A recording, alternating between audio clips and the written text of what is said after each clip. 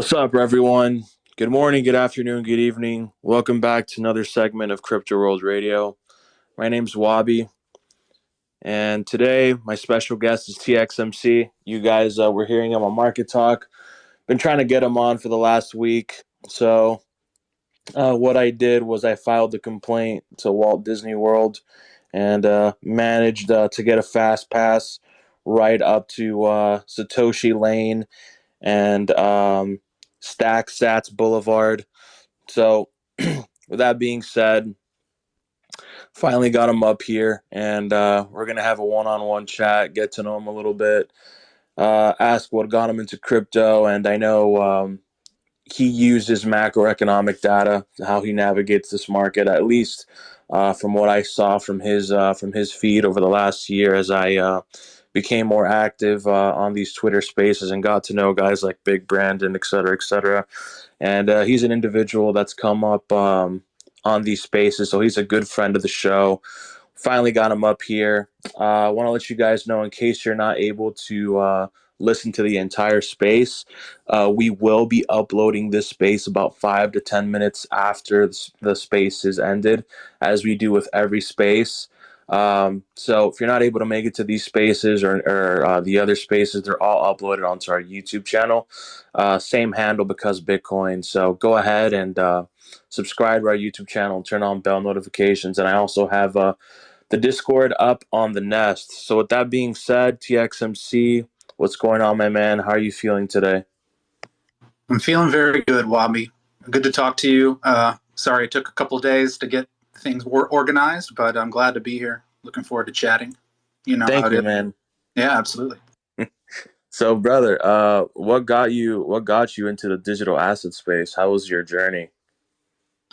Ooh, you know, when I first got into the space, wasn't my most recent time, but I also didn't do any research. So, like basically at the top of the 2017 bull market, basically it was like a month after the peak, February 2018 or so, roughly around there. I bought some Bitcoin on Coinbase, and I didn't know what I was doing. I was just like, this thing just ripped, and it's pulling back. I'm going to buy some. Zero research, and then I sold it a week later because it kept going down because it was in a bear market, and I didn't know what I was doing. I did the same thing with Ethereum. I was just like dipping my toes into this place that I saw a lot of excitement and interest, and this things that I didn't really understand. And I was just kind of playing around, and that was the end of my crypto exposure until after COVID hit. And then in the summer of 2020, I had already been spending a couple of years really investing in my market knowledge, not as much macro as I'm doing these days because the times kind of call for it, but definitely learning a lot about trading, trying to figure out a strategy that worked for me, figuring out what kind of markets I like to trade, how price action works, what it's like to have money on the line, like all those things you go through when you're early in the markets. I was going through all of that in 2018, 2019, 2020. And as we're sitting at home in COVID, and there's nothing to do all day but stare at the markets. I started paying more attention to Bitcoin and also paying more attention to the economy than even I had before. I've always found economics really interesting. I've always found kind of the aggregate human behavior of markets to be really interesting. And, in all of the distortion that came out of 2020 and the like really remarkable sequence of events we all lived through, it got me a lot more interested in what's happening with the money, the direction that it's going in, what the history of fiat monies are, what that even means. And ultimately, it led me to becoming a lot more interested in Bitcoin. I actually bought some BTC before I started doing a lot of this research. It's not like I had some epiphany and then I flocked to it for safety or anything like that. It wasn't anything nearly that romantic. It was kind of like, well, we're in another bull run. I bought this thing. What is it? And I started looking into it for all those other reasons just described. And I think my personal kind of like where I became aware of what I believe is the potential of Bitcoin specifically, but really there's a lot of potential in a new asset class broadly, but I'm more interested in Bitcoin than anything else. That really started to take shape in 2021, early 2021, before I even got on Twitter. And I have a good friend who already had a Twitter and was like, you should just get on here and, post some of the stuff you're looking at. And I did, and it just kind of took off from there. I realized people wanted to hear my analysis for what it's worth. So that really motivated me to pick up my own educational game, my analytical game, and it's been a pretty interesting couple of years. Thank you, man. And during that time period, what were some of the qualities in the Bitcoin market that kept your attention on it throughout all of that? Was it the 24/7 dynamic aspect of the market? Was it the network effect? Was it sort of like this new commodity that many people weren't aware of? What was it about it that kept your attention on it throughout those years? Yeah, it's definitely it's morphed and evolved. Wabi. Like in the beginning, it was purely curiosity. Like really, this thing seems really interesting. It's fucking ripping. There's a lot of buzz around it, and it seems like something that not a lot of people understand yet. So perhaps therein lies some edge, and that really pushed my interest. But once I started to learn more about the money, the fiat money broadly, where the government debt situation has been developing over the last couple of generations, and started opening my eyes more to the macro situation and the long-term potential outcome of this fiat experiment that we've been in for the last 100 years. When all of those thoughts started entering my brain and percolating, it became more clear to me that a decentralized digital asset, digital commodity that is censorship resistant, that is immune to being confiscated, that has almost zero carry cost for the holder. Like those things became really interesting to me. And also the way that it protects buying power in its native unit. I found all those things really interesting. Even though I didn't fully understand all those ideas and how they related at the time, I could tell that a new monetary asset that no one controls, that no government can come in and manipulate, that also has a supply that can't be raised by any individuals or group of individuals. All those factors are really interesting to me. We've never had something like that. And I think that there's a lot more we have yet to learn about its potential. And all of that has just kind of been fueling me the last couple of years. I mean, obviously, the gains are really cool, but I didn't get into the bull market early. I got in kind of in the middle, a little late. So my original entry point wasn't particularly that great. So the gains weren't really driving me as much as feeling like maybe I was getting into something that the rest of the world was still either highly dubious about or just completely disregarding of. And that's kind of held a lot of my interest the last couple of years. So outside of like the intrinsic value of Bitcoin, did you ever go into the more equity style of the Bitcoin market? And by equity style, I mean like derivatives such as options or leverage exposure. Did you ever get into that, or was it predominantly like just you putting everything into cold storage?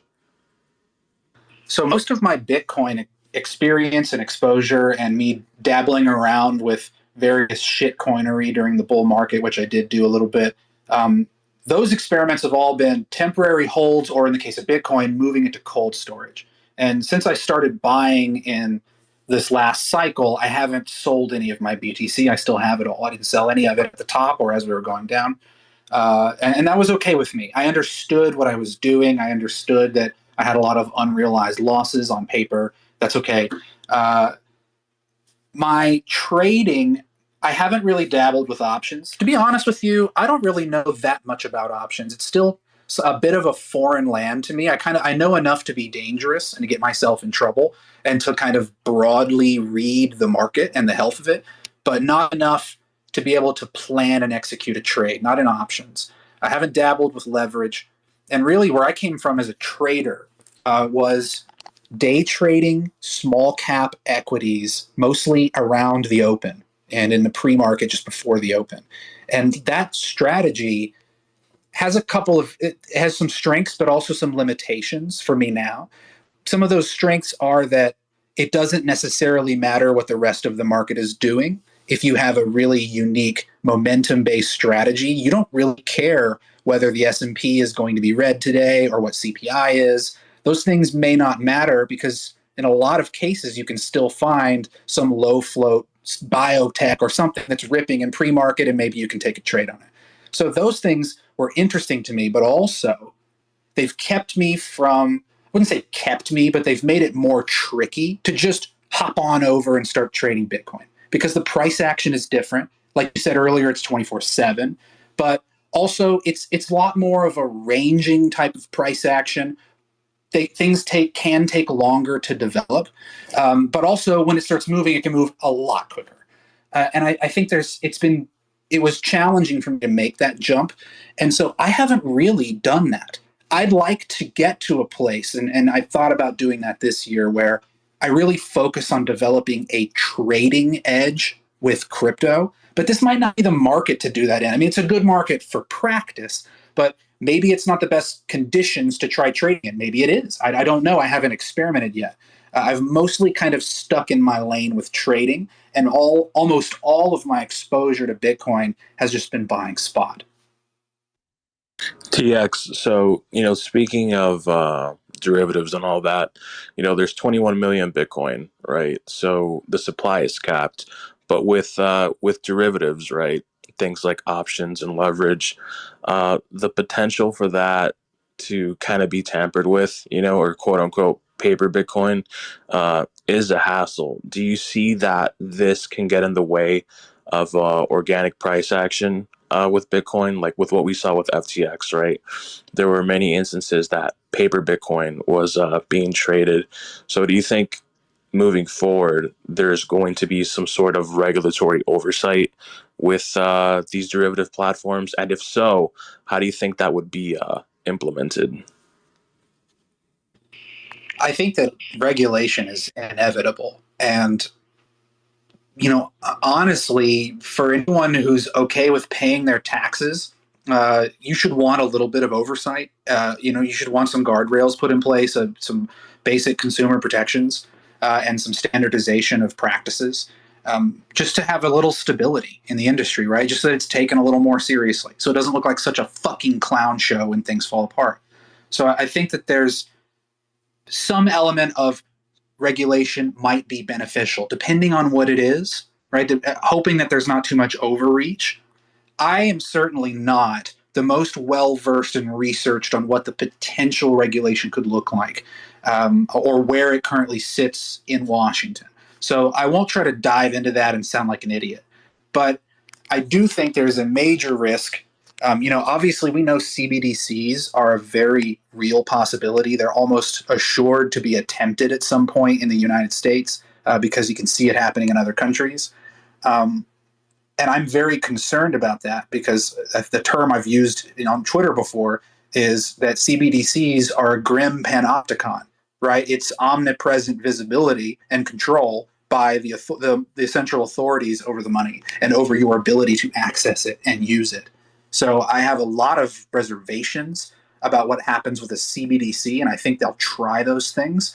And I believe that if the crypto space broadly manages to avoid establishing or accepting any kind of regulation, that it might accelerate the timeline of a CBDC a little bit. I don't know those things, right? No one knows. I have no idea. But I do. You can see that coming. You can see the allure of a central authority to having a digital money that they have complete control over. They can control interest rates. They can control where you spend that money in the economy. They can compel you to spend it. They can stop you from saving. There's a lot of draconian, dark outcomes of that I'm very leery of. But before we get to that stage, I think they're going to attempt to put fences around this space. And I would expect that, it really got accelerated with what we saw with Luna. That's kind of a no doubter. But I mean, Jesus, the last quarter of last year was an unbelievable shit show. And I can't imagine that wouldn't have accelerated the timeline even further. You asked me a question earlier at the beginning about paper Bitcoin. And I've been thinking about this a lot lately.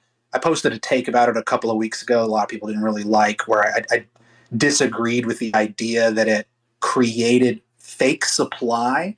But that doesn't necessarily mean I don't think that derivatives can manipulate price, and they absolutely can. And I would even argue that derivatives, leveraged markets, were largely responsible for us printing an all-time high in the second half of 2021. I think that was a heavily manipulated retrace pump that produced an all-time high on a weakened market. I can get into that if you want. I have charts that I can put in the nest, but I think that it's very clear you can have market manipulation, and also the physical size of the size of the physical Bitcoin market um, isn't necessarily tethered to the growth of the futures market, particularly when you've got cash margin and people can take exposure on the asset without ever owning or transmuting or transacting the underlying. So those things can absolutely happen. It is a concern going forward that futures and derivatives generally just continue outstripping the physical spot market in future bull markets. It's a risk. I certainly hope it doesn't happen. Yeah, there's something to be said about the prior market cycle.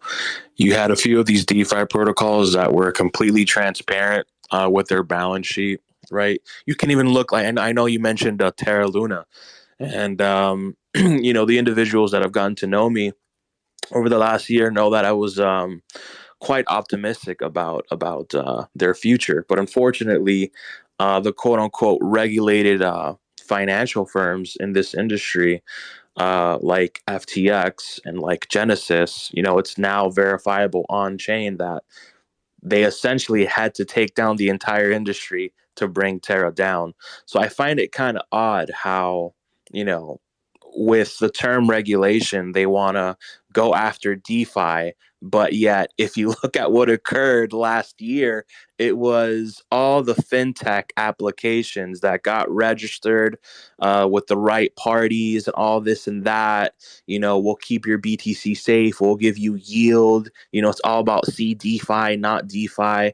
And those were the ones that actually committed the fraud. It was Celsius. It was Voyager. It was BlockFi.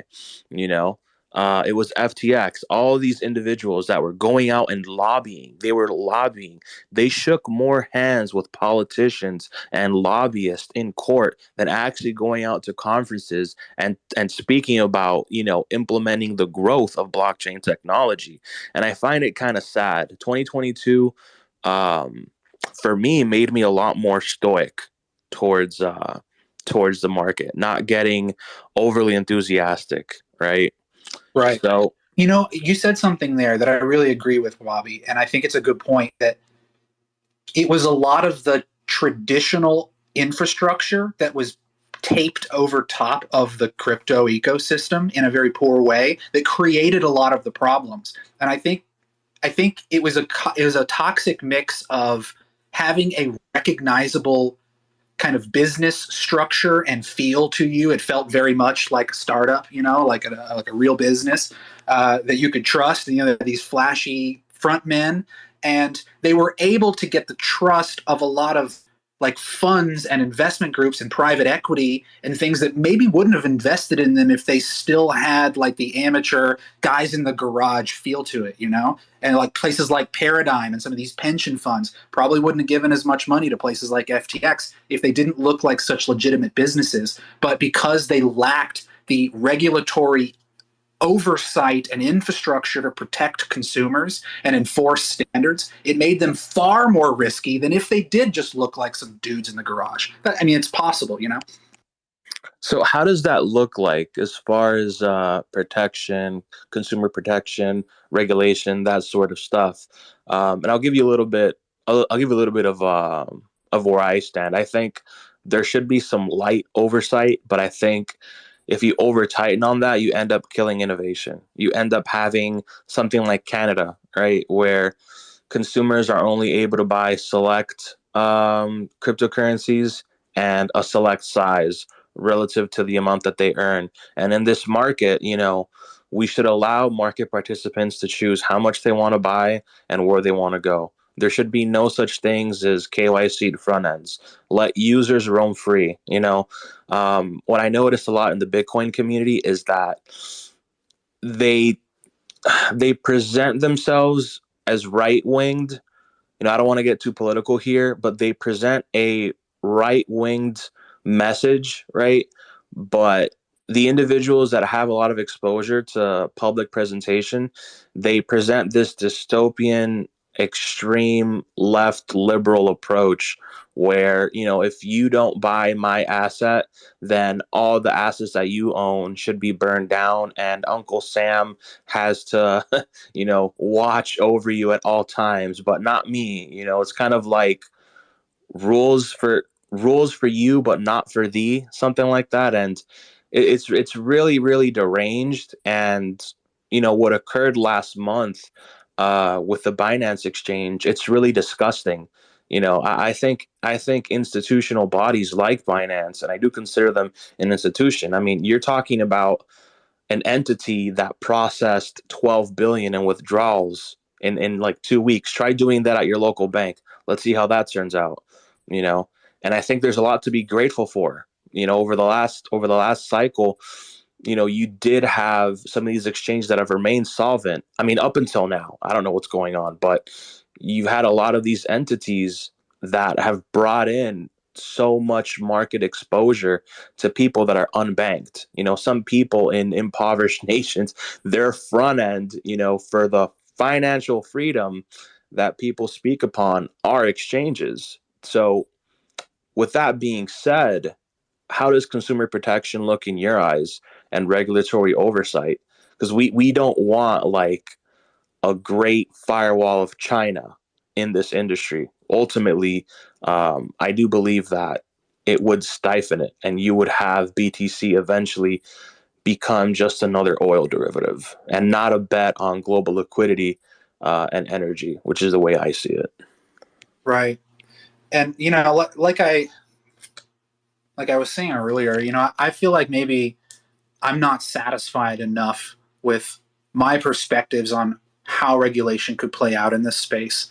But I do think there's a high risk of them trying to add a lot of friction to the on and off ramps on the exchanges themselves, or whatever business ends up being whatever the exchanges are long term. Maybe it is exchanges, maybe it's something else, maybe it's something more like a brokerage. But the these exchanges, like, I think that the likelihood, because you described a world where people can buy and sell any assets they want. There's no KYC on ramps, and those things are desirable, I think, for the average person. But when I think about these central authorities, governments, who are now for the first time having to wrangle with this nascent financial ecosystem that isn't inherent to any of their jurisdictions, yet they're somehow having to navigate and come up with rules or guidelines or frameworks that work in their territory and also are somewhat compatible with other territories. Because if not, then your protections are not going to be very effective, right? And you may end up creating more problems, more liabilities elsewhere. It's really tricky, and I'm not going to make excuses for people in Washington. I don't think it's an easy job, and I certainly imagine that they're going to fuck it up along the way. But I do think there's a big risk in the future of being forced to have only whitelisted addresses on exchanges, and you can only withdraw to those, and it perhaps being even more difficult to have non-KYC assets or to get them from other non-KYC sources. Like those things may be more difficult 5 years from now than they are today, in ways that it's hard to imagine today, because the technology is changing quickly. The world is changing very quickly. So rather than throw out a bunch of specifics, because I don't have any, those are kind of what I'm thinking about. And I think that the most right places for them to try and control things, because they can't shut Bitcoin down. And it's clear that the market desires it. It's clear that the market sees a value in some of these assets, maybe not all of them. I think most of them are absolute garbage fucking scams, and people should not hold them for any reason at all. Maybe you speculate on the price. That's no different from trading an OTC penny stock, in my opinion. But I think most of them don't have a real value add to the world and to finance. But some of them do. A couple of them, mostly Bitcoin. And I think that the primary place where sovereigns can try to make an impact are on the ramps themselves, since they can't shut the network down. So, with that being said, as far as KYC wallets, wouldn't you say that that would encourage even more speculation in the broader crypto market? If I'm an individual, right, in another country, and I don't have the comfort of just getting all my KYC documents updated as I do here in America, which, by the way, because of COVID, it's still quite difficult to get an updated license and those sort of things, right? So wouldn't you say that that would encourage even more rampant speculation, and that would encourage more decentralized choices? More speculation because why? KYC wallets and regulatory oversight of exchanges. I think if there's more regulation, then it's reasonable to expect more speculative volume from traditional sources, because that's one of the main reasons they're not here in larger size in the first place, is because this is not a market that they can legally allocate to, or comfortably and feeling comfortable about it allocate to. So some of those things have to change. We still are kind of like an adolescent child in a way compared to the TradFi markets, from the lens of regulation and consistency from these like funds and things like that. And TXMC, a question. I know you're more of a Bitcoin native guy, and I'm pretty aware that this might sound a bit cringe to some of the audience, but have you ever used any of the DeFi applications across any other chains? No, very little. I've done a couple of swaps on Sushi, but like that's it. Just kind of dicking around with it. I didn't even really have a goal in mind. I have a MetaMask wallet. I tried to buy an NFT one time. It's worth nothing now. I don't even know if it still exists, because it's a fucking JPEG on some blockchain somewhere. But no, I don't really play around with those things. They just haven't piqued my interest. I haven't had a personal like urge or need to go down those rabbit holes yet. There's so many things to learn when you become a Bitcoiner, and then decide to also be market aware about the broader space. There's just so many fucking things to learn, and I haven't gone down any of those rabbit holes yet. So, for the next cycle, TXMC, how do you see that playing out after the dust settles with Genesis and et cetera, et cetera? Do you see something like the spot Bitcoin ETF approving? Every cycle, there's always some sort of stamp that applies to the Bitcoin network. In the 2017 cycle, you had futures. The 2021 cycle, you had a futures ETF. And the cycle before that one, the 2012-2013 cycle, you had the first hedge funds that were denominated in Satoshis. That being Genesis, Barry Silbert's entities, and also Pantera. How do you see the next cycle in that regard? Do you think the spot ETF is going to be approved, or do you kind of see it, same thing as what occurred in 2021, 2020, where publicly traded companies get more Bitcoin onto their balance sheets, and perhaps smaller countries start buying Bitcoin, similar to El Salvador? Yeah, that's I've been thinking about that. Like what could the next what would is there any way to speculate what the narratives could be for the next cycle? And it's so hard, but virtually every bull market of the last 120 years was driven in some part by new technology in some way, some kind of a tech, whether it was a financial technology or a real world technology, something like that, some narrative. And sometimes it's what you're not expecting. We're not that far away from the prior bull. So to think that we would have some completely new narrative seems less likely to me than some continuation of prior stories that haven't fully died yet. I think there's still a lot of desire and expectation that we're going to see more institutional players in the space. I think that we didn't get as much of it as people talked about we were having last year or the year before last. I keep saying last year, like last year was 2021, but it's going to take me like a month to get that figured out. Um, there's certainly going to be more institutions that try to put it on their balance sheet. There's going to be more brokerages and custodial firms that spin up that try to provide services. There were a lot of those this past cycle. Some of them that don't even really get talked about that I think are probably significant for the market in ways that are hard for us to measure. Places like Fireblocks that provide a lot of custodial functions and interclient liquidity that is mostly OTC desk and not really in a liquid market. And most of the transactions we see in that regard only end up on the ledger in net P&L terms. It's a lot like the old commercial credit systems of Europe in the 1800s. And those things spun up in this last bull market, and they had effects on the market broadly that we may not fully understand at this point. I think that there's probably going to be more of that into the future. I also think, we've seen in the last year and a half really more of the groundwork being laid for Bitcoin particularly to play a role in energy markets. And I think that we're in a particular place economically in the broad economic cycle where we're probably in a relatively bullish place for commodities in the next few years. We've had classic underinvestment in energy capex. We have regionalizing of supply chains, a kind of bifurcation of East and West.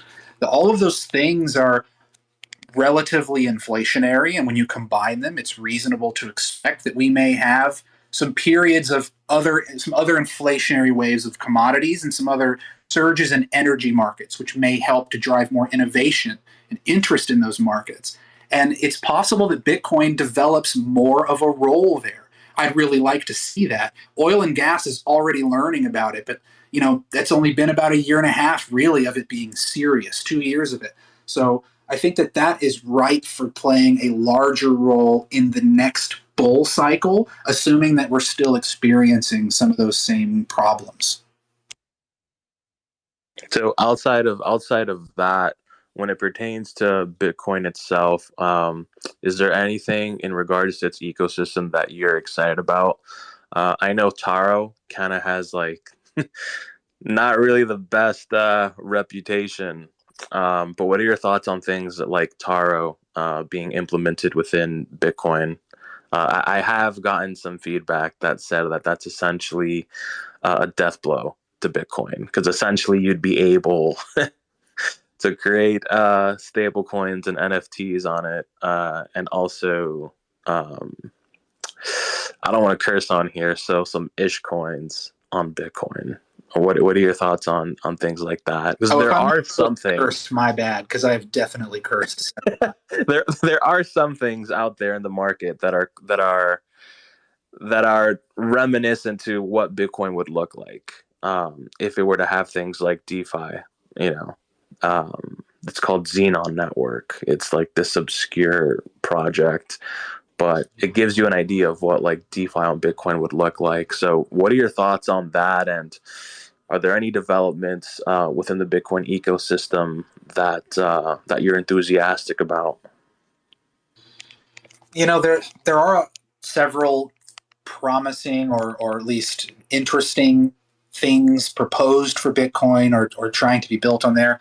Taro is one of them. I saw some thread yesterday, someone proposing op vaults and covenants, which is some other thing that I don't fully understand.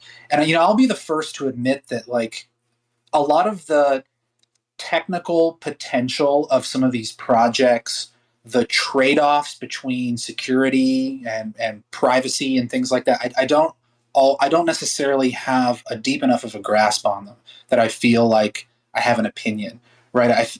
But I see Bitcoin is purely a monetary network. It's a framework for possessing and transacting value without in a third party, right? So to me, whatever society decides is a useful function to build on top of that over the next few generations, I think is perfectly appropriate. And I don't know if Taro is one of those things, but we're only 14 years into this experiment. And I think it's far too early to make judgment calls about what Bitcoin's going to look like 20 years from now. So I don't know, Bobby, and maybe that's not an exciting answer for the listeners who want to hear some more technical opinions about the potential for Taro or some of these other projects. I don't exactly know, but I believe those are the kinds of things that the market will work itself out on, and we may not see some of those finished products and some of them taking shape for many more years. We're still so early, and the maturity of a monetary asset, generally speaking, takes generations. We haven't even finished a whole generation. Thanks, brother. Thank you. Thank you. You were mentioning something about the second half of 2021, how I'm also of the belief that it was also derivatives based, and it mainly came from bodies like Genesis and FTX that propped up the price.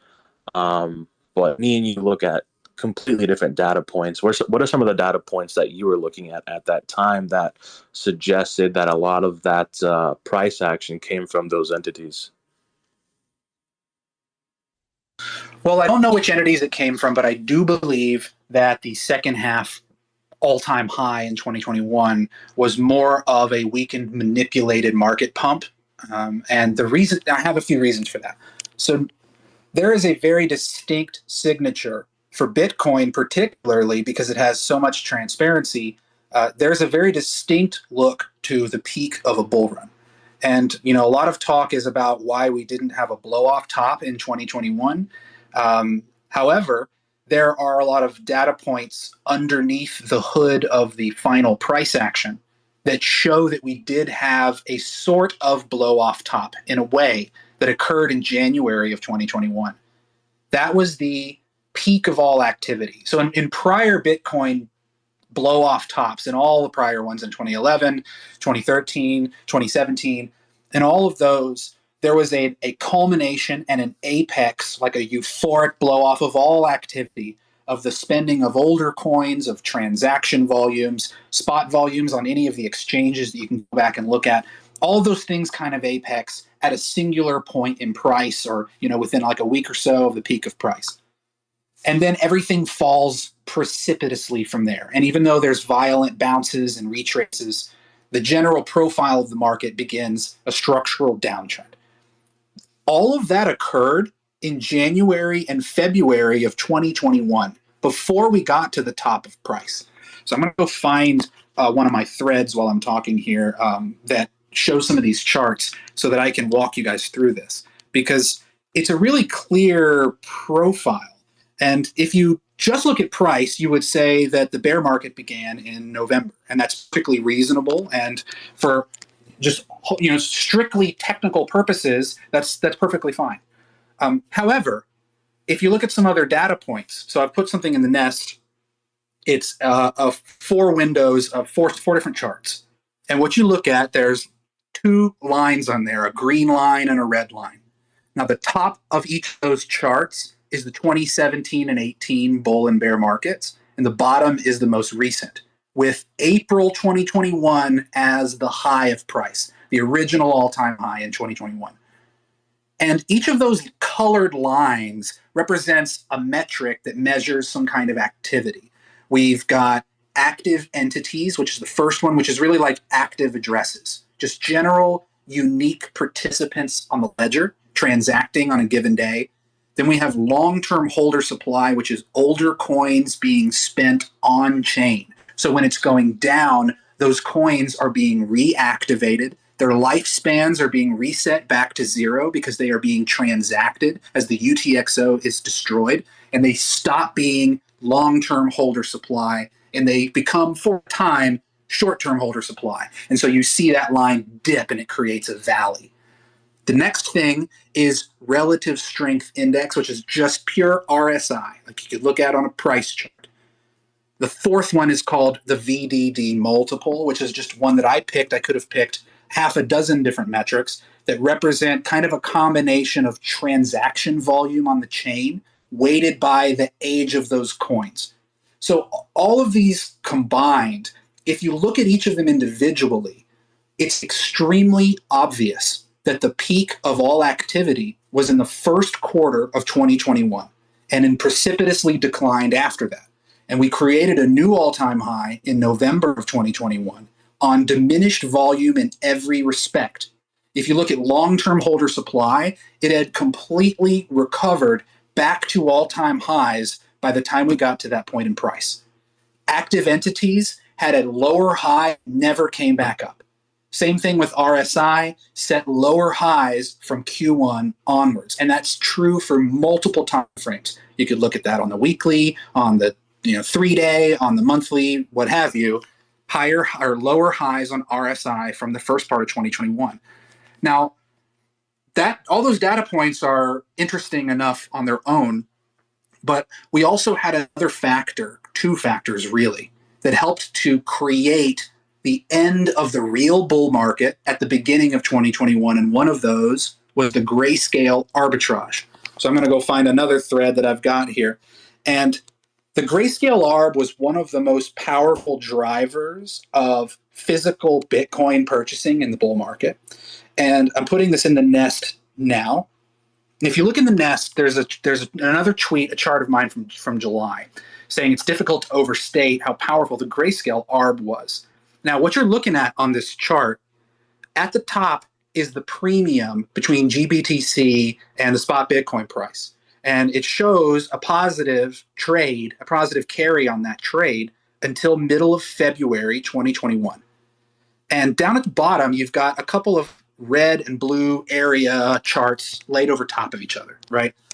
Now, the red is grayscale. The red is Grayscale, the fund, physically acquiring BTC on the ledger on a 14-day rolling basis.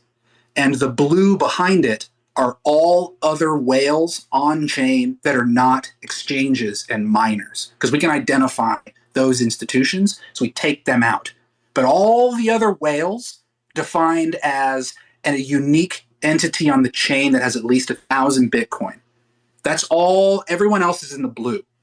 And the story of this chart is that until the peak of price in late January 2021, which is about just past the halfway mark on that chart, there were significant points in the bull market where Grayscale as a single entity was acquiring more Bitcoin than all other whales on chain combined for weeks at a time.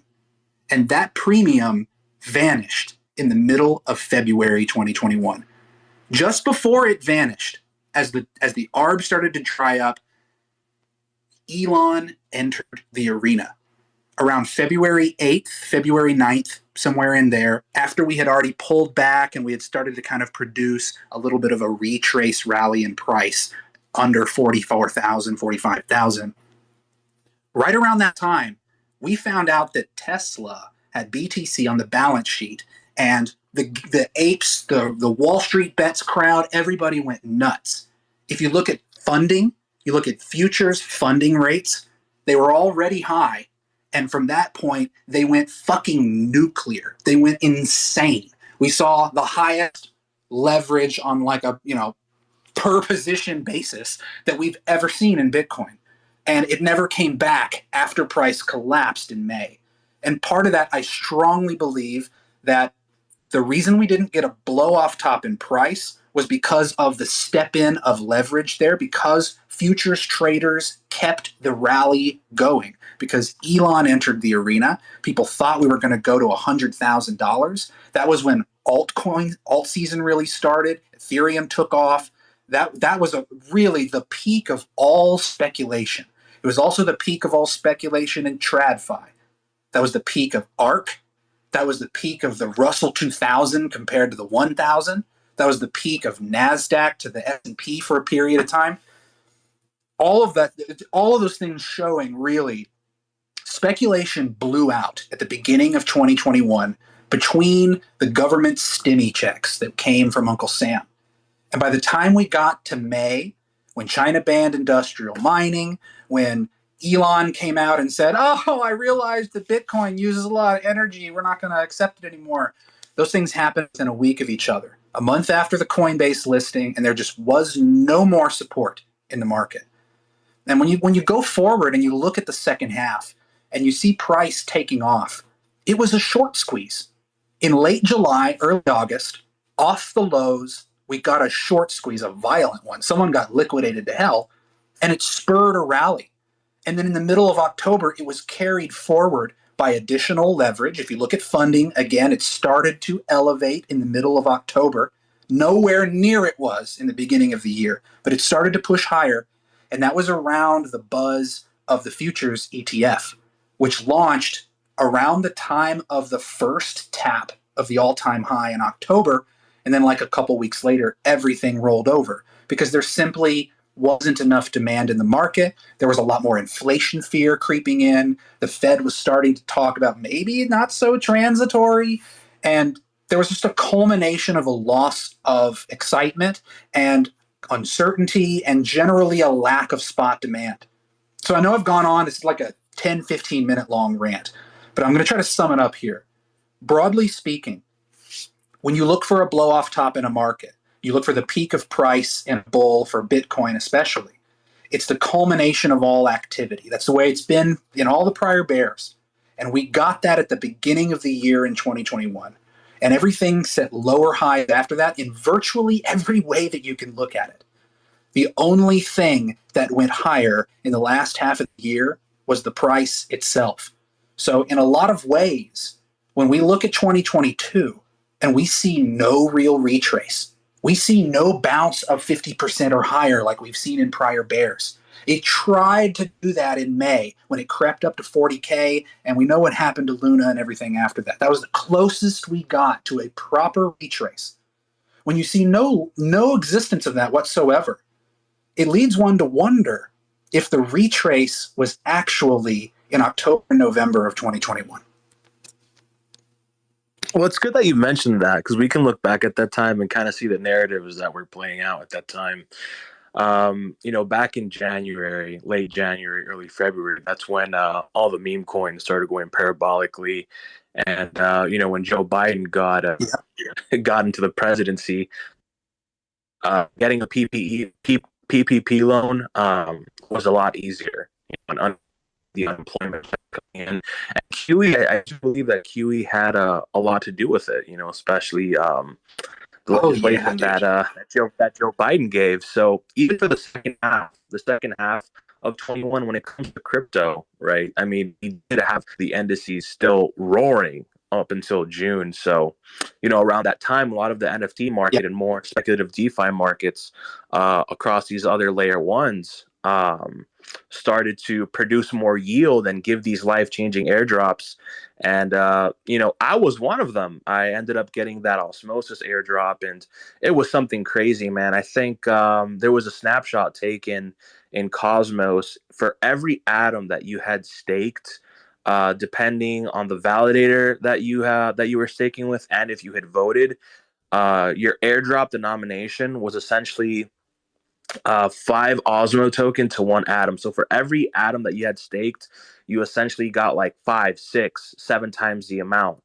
And that was ridiculous, man. Not only did the atom token go up, but also you had this token that was absolutely surging. And of course, everyone knows about Olympus OHM, and you were getting 20,000, 30,000% APY on these speculative platforms. And I think that had a lot to do with it. And many of the individuals that remained in the crypto ecosystem, I think it was more of like a PvP style and a rotation. And that's why, you were mentioning lower high. And, if you look at a lot of the assets in the crypto side of things, it was really only metaverse, NFT, and layer one assets that really made a higher high perspective to their Q2 highs, and everything else just made a weak lower high. Everything else just had a sad bounce. Things like Chainlink, didn't even come close to their all-time high. And if I look back at some of the posts from these influencers, they were all saying we were at 65, 67. Here comes a breakout. Here comes a breakout. And some of these metaverse tokens like PYR were being shilled in every single page, bro. And that Facebook announcement, I largely believe that Facebook announcement had something to do with it. That was absolutely astronomical, man. You were talking like, I mean, 20,000, 30,000% APY. If you had some stable coin and and Ethereum, you were getting paid. You were getting paid a pretty significant salary, dude. It was definitely frothy, and I think things like the stimulus checks and other government stimulus help did encourage more on-chain speculation, and then eventually, as once these altcoins start ripping, a lot of that value goes back into Bitcoin. So I think we had that in our favor, and by the grace of God, the indices were rallying up to higher highs, and we also had that. So it's definitely more than just like the derivatives aspect of what was going on in FTX and Genesis that made us have that higher high in the second half. You know, we do have certain anomalies that have indices rallying up to higher highs, and crypto just doesn't do anything. I mean, we can go back all the way to late 2014, where Bitcoin was just constantly going into down only mode, and the S&P and the Nasdaq were making higher highs. Even in 2018, in the summer, tech was going to Valhalla. The Nasdaq made higher highs, and Bitcoin got rejected off of, I think it was like 8.3K when the Winklevoss tried doing an ETF, and that whole backed situation, whatever that was going to be, some paper traded ETF. Completely forgot about that narrative. But speaking about narrative, TX, when you're navigating in this market, is narrative something that you pay attention to? And if so, what's one narrative that you're looking at now when it pertains to the digital asset space? You can be as bearish or as bullish as you want. Feel free, man. Narratives are definitely important, particularly in something so nascent. You need people who believe in the thing. You need people who are emotional about it, who will advocate for it, who will become acolytes. Like, you need those things. So I think narratives are important. I think narratives can also drive price for a time, right? They can't change the underlying fundamentals long term, but they can drive a distortion in the market for longer than most people would expect. And one of them, I was tweeting about this earlier today. The halving is a really popular narrative that isn't necessarily linked directly to price, but is able to produce reactions because people believe in it, right? It's extremely powerful. And so those things, I think, will continue to be needed. And whether we want them or not, they will be conjured. Because in every bull market, infinite new narratives are conjured to justify price, right? Like, what are all the different ones we had this last market? Just a few that I can think of. Institutional adoption will defend price. 30K is the generational floor. Miners are becoming diamond-handed hodlers like me. No one is ever going to sell their Bitcoin again because fiat is melting. Like, all of these narratives weren't really true. They might have been true for some small percentage of the population. That's not the point. The point is that they weren't broadly true, but they were conjured to justify price. Oh, another one: price will never go below the previous all-time high in a halving cycle. Right? All these things, these just stories that people make up because they just maybe hadn't Hedge happened against yet. inflation. Did you say that one? I'm sorry, what? Did you say hedge? Did you say hedge against inflation? Yeah, dude. There's that. There you go. Thank you. I knew there was one I Yeah, was forgetting. that Hedge was the against one that was most inflation. prominent. That was just turned out to be so Thank you. blatantly wrong. I Fuck yeah. It think was completely wrong. And part of the reason it's wrong is because it's not the right kind of inflation. Right. And that's the fucking problem. Bitcoin attempts to protect the native buying power of its own unit. Right. And so in a way, because of that, it is a haven against monetary inflation of other relative assets. And it protects owners of that asset from those forces. But it's not and will not and never was intended to protect you from prices rising too quickly in everyday goods. That was never its intent. The whole inflation hedge narrative, I don't know where it came from, but it got a lot of people wrecked. People who either didn't understand what it meant or didn't take time to really do the rigor on how it could be true or not true. And so that's a perfect example of a narrative that had almost no grounding in reality, yet was powerful enough to compel thousands or potentially millions of people to lose money on something. Right? And some of those people still believe in that narrative. I still see people tweet these no, things. me too, dude. And And I think that it shouldn't have a thesis that can be like fundamentally proven wrong. I think the comparison to gold is a lot better. I think that like, saying that I could eventually flip that market cap over time, like 10 or 20 years, to me is a good one because, in gold's early days, it was volatile. So I think that's a good comparison that like older people can make or whoever. But it's just having something that can like be proved wrong in a year leaves sour taste in a lot of people's mouths. It should be something more so like that had longevity, even just the supply I think aspects the of it. gold comparison makes perfect sense. Like I think a lot of Bitcoiners think gold is a useless, stupid, shiny metal, and maybe they're right. But people have found a use or a value in it for thousands of years, and I'm not 100% ready to assume that they've given up on that yet. Right? I've not really seen a lot of sign of that yet. Uh, Central banks have been buying it at a record clip. It's been rallying recently. It's not worth zero. So there's some arguments to be made that someone somewhere still sees value in it, and I think that it's realistic for Bitcoin to see that as its most juicy next target, for lack of a better word, the usurpation of gold in market cap. Maybe it continues to grow. Right now, it's what gold is, what 10 or 12 trillion or something like that.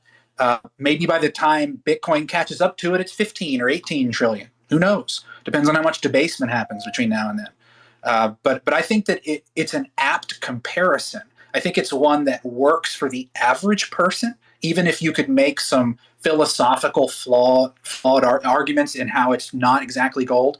For the average person, that's something that can kind of click in their mind because both of them are a form of outside money, though they have quite different properties.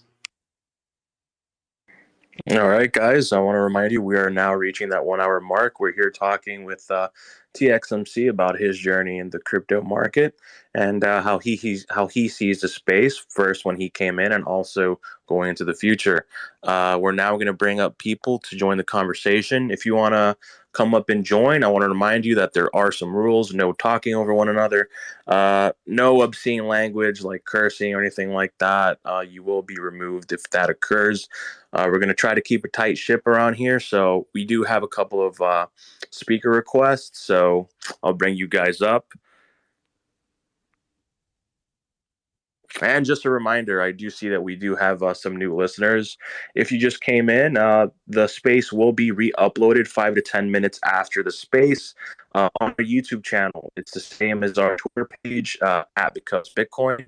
And if you enjoy crypto specific spaces like this, feel free to follow the Twitter page and join the Discord up on top on the stand. Turn on bell notifications for the Because Bitcoin Twitter page so that you can be notified when these spaces go live, and also for our other spaces. And just so you guys know, whenever I do have guests, sometimes there are some differences in time zones. So they might be hosted a little bit later or in some cases a little bit earlier. So that's why I encourage people whenever the space does get more of these newer listeners that I haven't seen before to go ahead and give the Because Bitcoin page a follow and to turn on bell notifications. I host all of my crypto and Bitcoin specific spaces through Because Bitcoin. So it's a pleasure to have you all here.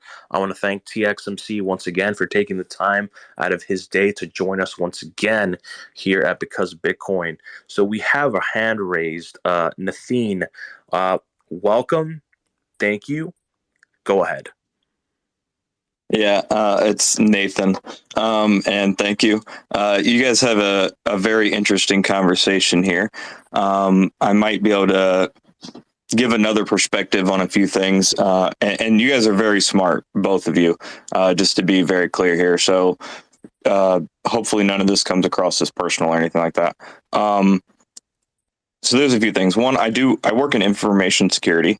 So I will say that to me, a lot of other chains other than Bitcoin itself just have a simple fatal flaw of they're way too centralized no matter what. So from that perspective, the security behind them is not good. Because if somebody can put a gun to somebody's head and make them make a decision to put a flaw in the code or whatever it may be, so be it. That's exactly what is going to happen. The other thing I wanted to address is you guys were saying that it doesn't fit the inflation narrative, and it kind of does actually, because if you look at when Bitcoin started to even fall this time, it was right when the Fed started raising rates, right? So you got to take that into account, because that is a deflationary aspect in the economy as a whole, which is going to retract some of that money after the money printing. And like was said earlier, when the stimulus checks went out, that it was another catalyst for the price to continue increasing. So that directly is inflation. And, you know, I personally like Bitcoin overall, but another fatal flaw that I don't hear a lot of people talk about either is I definitely don't think Bitcoin is the end all be all of currency in general. Neither do I think the US dollar is either, but I think they're a good complement to one another. And the reason for that is because I think a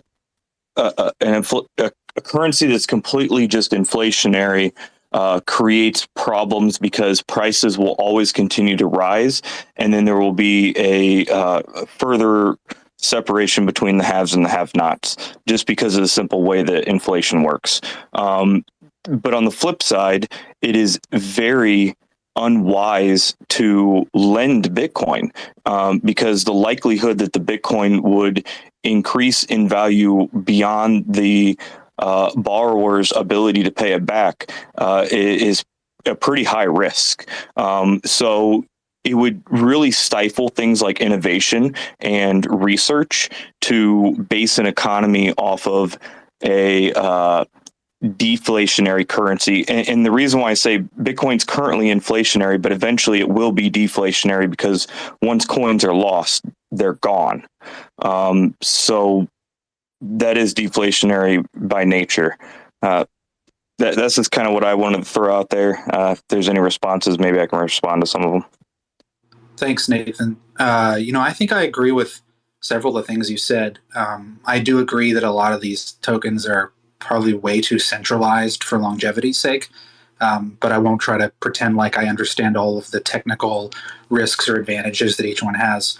In regards to the inflation narrative piece, you're right, the markets were rising, and in a way that was kind of representing inflation. But I think that the reason I push back on the idea that Bitcoin is an inflation hedge is because as soon as inflation became a real concern for the market, people weren't buying Bitcoin anymore.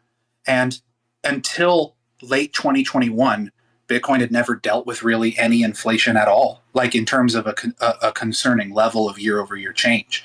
So, the QE drives a lot of money into asset prices. And that is one of the flaws. It helps to drives wealth inequality because people, closer to the money printer and people closer to the financial sector, those people benefit first.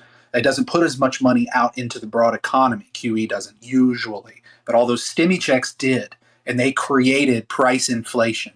And at first, people bought risk assets with that money, right? We know that. But then a lot of people lost that money. Some people saved it. We have excess savings in the consumer sector.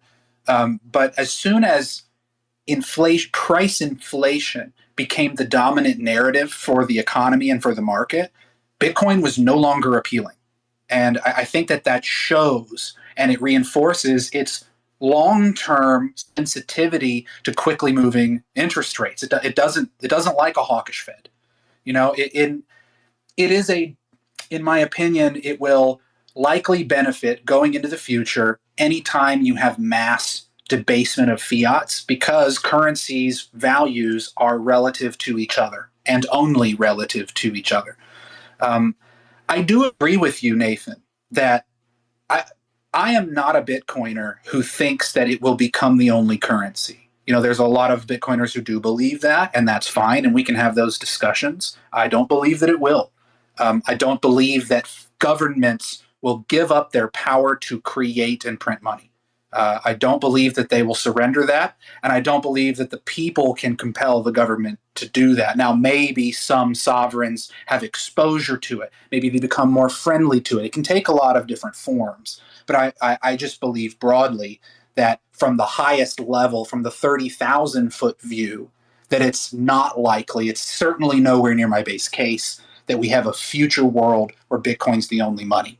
I just don't think that's realistic. We've never had a world with only one money. Even when gold was the ubiquitous standard of value and real money across the world, it was not the only currency. Governments still created paper claims on their gold. People didn't use gold at all. They used other goods for money. There's a lot of examples. So I think that it's highly unlikely that we become a unicurrency world, a single currency world.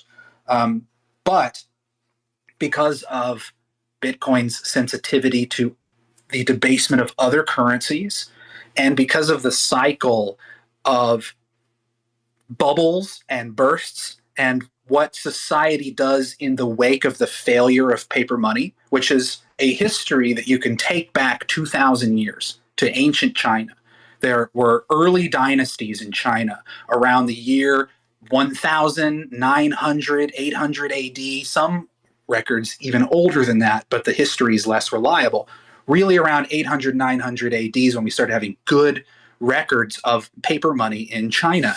And they had numerous paper bubbles. And they were created by different things, but they resembled in a lot of ways the crises that we have today. The centralization of real goods, the proliferation of paper claims on those goods by the holders of those goods, which led to a bubble and then a collapse, an economic turn down. And in most of those cases, going back all the way to China, like I said, in almost all those cases, for at least a period of time afterward, a generation or sometimes a century, that society returns to the confines of outside money, to real goods that have a cost of production. That is the cycle that repeats over and over and over, and has repeated in the American colonies before the Revolutionary War. It repeated in the 1800s in Europe. It has happened everywhere. It happened in Rome. It happens everywhere. Authorities debase, the people lose faith in the currency, the economy collapses, and they return to hard money for a period of time. In a lot of cases, they go back to paper. But I think therein, in that cycle, because that's a cycle I think we're going to go through in our lifetimes. We're already seeing the early machinations of it. If you look around at different sovereigns and where they sit in debt to GDP, if you study Kenneth Rogoff and Carmen Reinhart, they do a lot of economic research on financial repression, government debt, and defaults. And if you go back like 300 years, every time you have a sovereign that is over 90 or 100% debt to GDP for a prolonged period of time, virtually every one of them has defaulted, either through exorbitantly high inflation that destroys the buying power of savers, or through outright default or economic collapse. It's happened every single time. And when you look around, there are a lot of not just emerging market economies, but developed market economies that have dangerously high debt to GDP. And I'm not just talking about like Greece and Italy, but France and the UK and Japan and the United States and Canada. Like it's everywhere. So I suspect that in our lifetimes we will experience a significant wave of sovereign defaults and currency failures. And in the wake of that, something like Bitcoin, an unconfiscatable, borderless digital commodity that has never existed in these prior cycles for people to run to for safety, where they have only ever had the safety of gold or rice or tobacco leaves. Now they have a digital commodity that cannot be confiscated from them. So my core thesis is that it will benefit mightily from what we're probably going to experience over the next couple decades. Thank you for that. Thank you. We now have Vestige. Vestige, go ahead, brother. Feel free to ask any questions or to give any of your statements to TXMC. Yeah, what's up, guys? TMXC, what do you think about all the other exchanges kind of going into this year and maybe an insolvency and some people crashing? What's your outlook on that type of stuff? Well, I think it's certainly possible. I do think that some of the Binance FUD is a little overdone. You know, I think people are fighting the most recent war in a lot of ways. Now, that doesn't mean that Binance is going to be here forever and that they're the institution to trust and that everyone should put their assets on there. I'm not saying those things, but I do believe that some of that FUD is a little overstated. However, Crypto.com, Huobi, OKX, Gate.io, some of them were doing some weird shit the last couple of months as we've seen the push for proof of reserves, which we know is flawed, but it has at least started a useful conversation. But, you know, I remember very clearly the CEO of Crypto.com mentioning how they were swapping assets around from, I think it was an address where some of their assets were on Huobi. Maybe I'm getting some of these crossed. It was $500 million, and thank you, Wabi. the CEO he was like, "Oh, it was a mistake. One of our they interns accidentally pressed the sent it to wrong Huobi button." or something, right? Or they accidentally sent it to Gate.io, and just because they were able to get someone on the phone, they were able to reclaim those assets. And there was something else similar with Huobi that was just happening like last week that had a lot of people. They're closing withdrawals and whatnot, and not letting people take money off the exchange and putting money through backdoors, I believe. So that's a little concerning.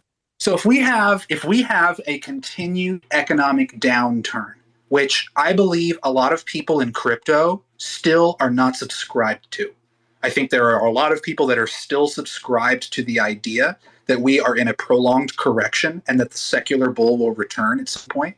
I'm not 100% sure that it's that clear.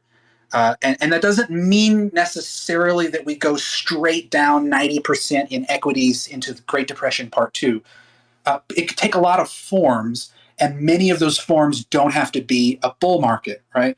And if we have extended downturn, if the Fed manages to actually keep conditions tight well into this year, and if any of the things that I believe are likely to happen in the economy unfold, we will have more pressure on businesses.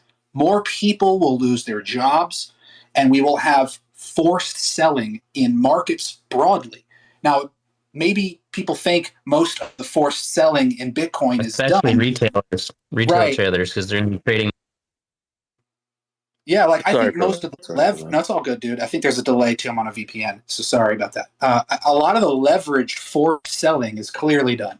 But there's a lot of just regular people holding Bitcoin, and shit hasn't gotten bad enough for them yet, right? But what if it does?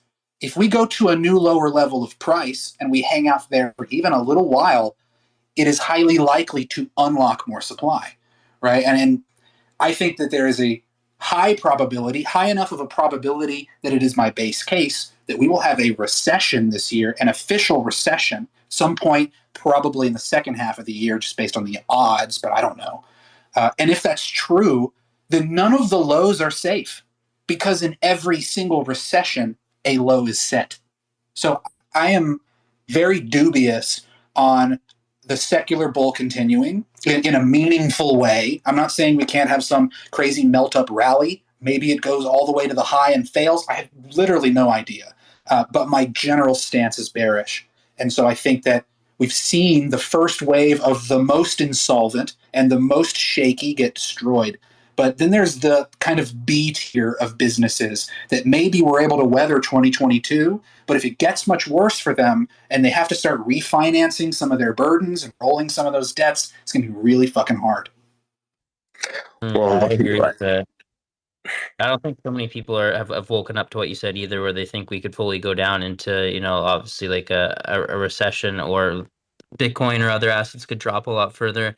And they're probably not positioned properly for that. And people are still thinking that we're in this like endless bull cycle where things can ever like go up. And like what you said there, I do think there's like, especially this week, maybe moving into like the next like month or something, we might have a bit more of a melt up with like more assets going up. And I think like potential bull trap type thing where like, things come up and then it crashes down. But going back to the exchange type of stuff, I mean, yeah, it's concerning to hear that another exchange is potentially sending money out a back door and canceling transactions, and then we still have all this stuff unfolding with the Winklevoss twins, and that's another interesting thing. And then we still have Silvergate, right? And if Silvergate goes under, that's like something I'm really trying to do more research on. That's going to be like a huge splash in the whole everything crypto and the equity market.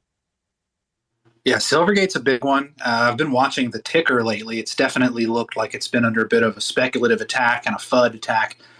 Who knows what's going to happen there? But they're one of the friendliest traditional banks to the crypto space. I believe, they were the provider of one of the loans for MicroStrategy. They have a lot of tendrils in a lot of places.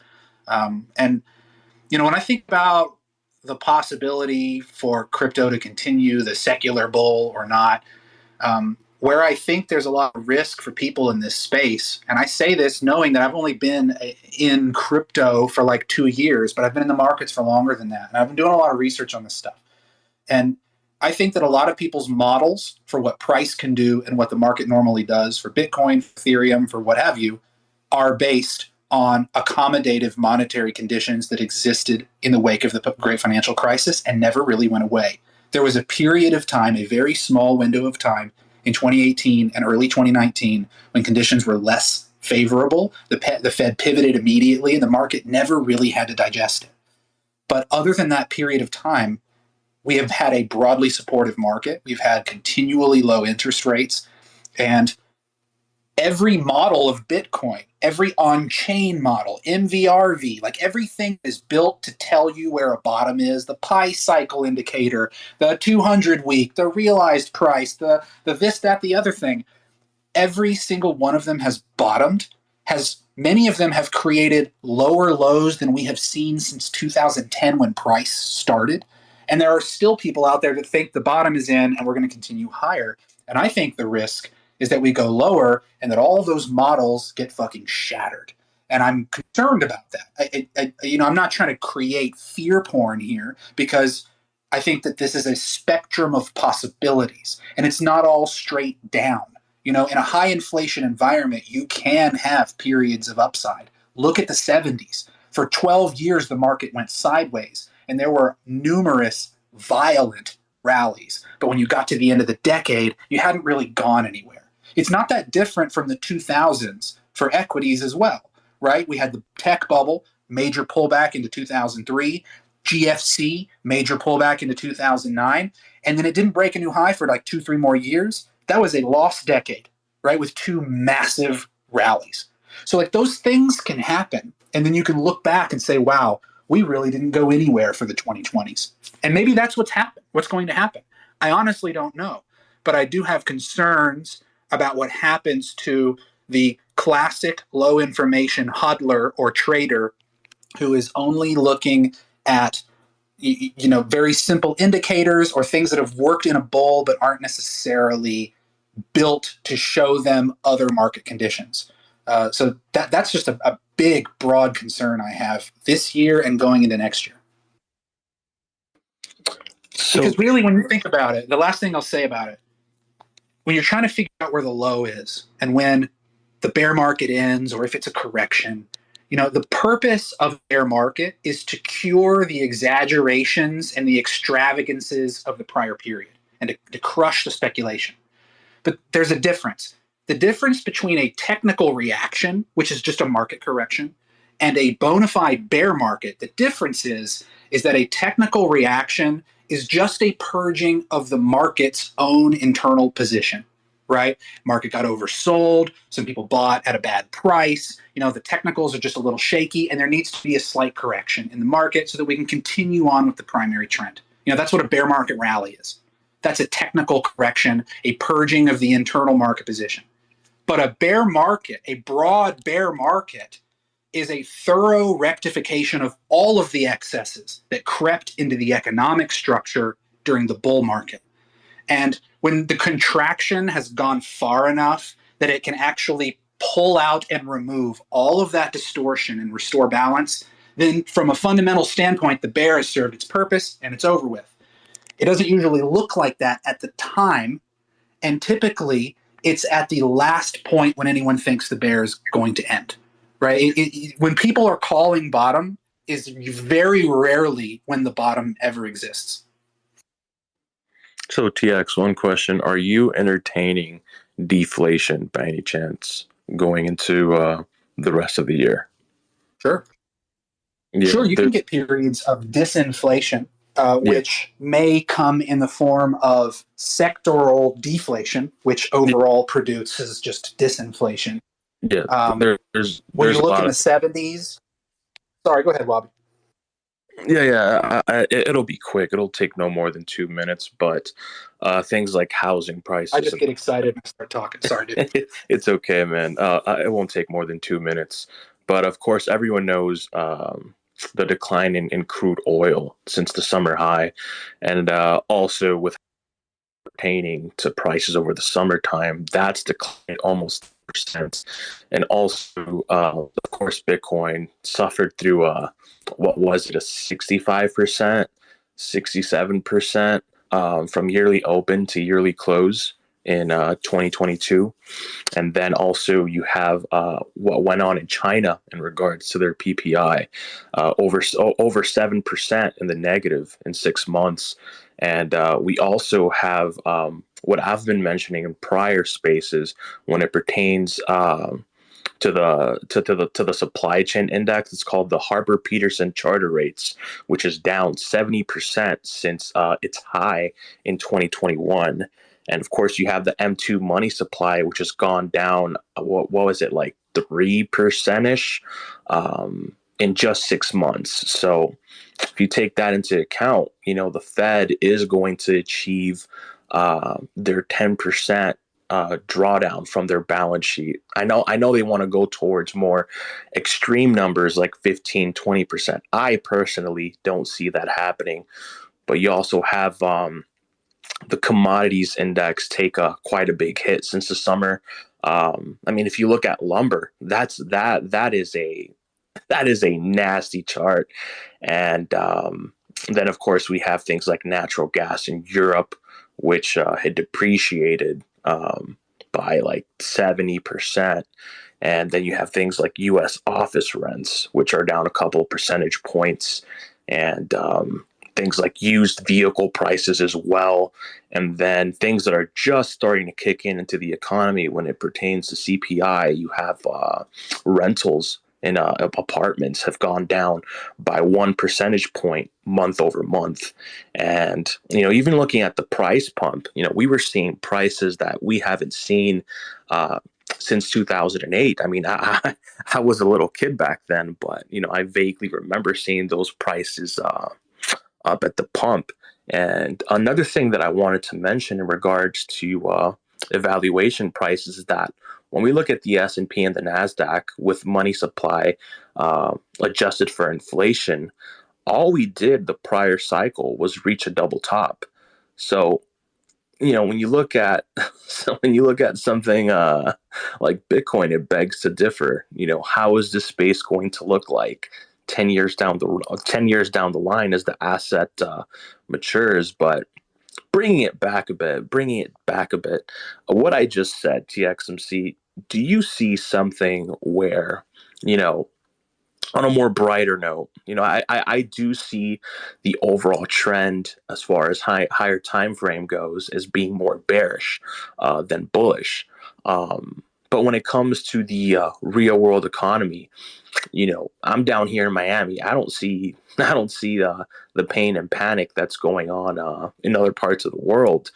But in regards to the real world economy, like I just stated, do you see something where, you know, the inflation fall accelerates, the Fed pauses, right? Because as you mentioned, early 2019, the Fed had paused and didn't cut rates until many quarters after, so that could spark somewhat of a rally, like we're seeing now. But of course, down the road, kind of kicking the can down for lower valuations.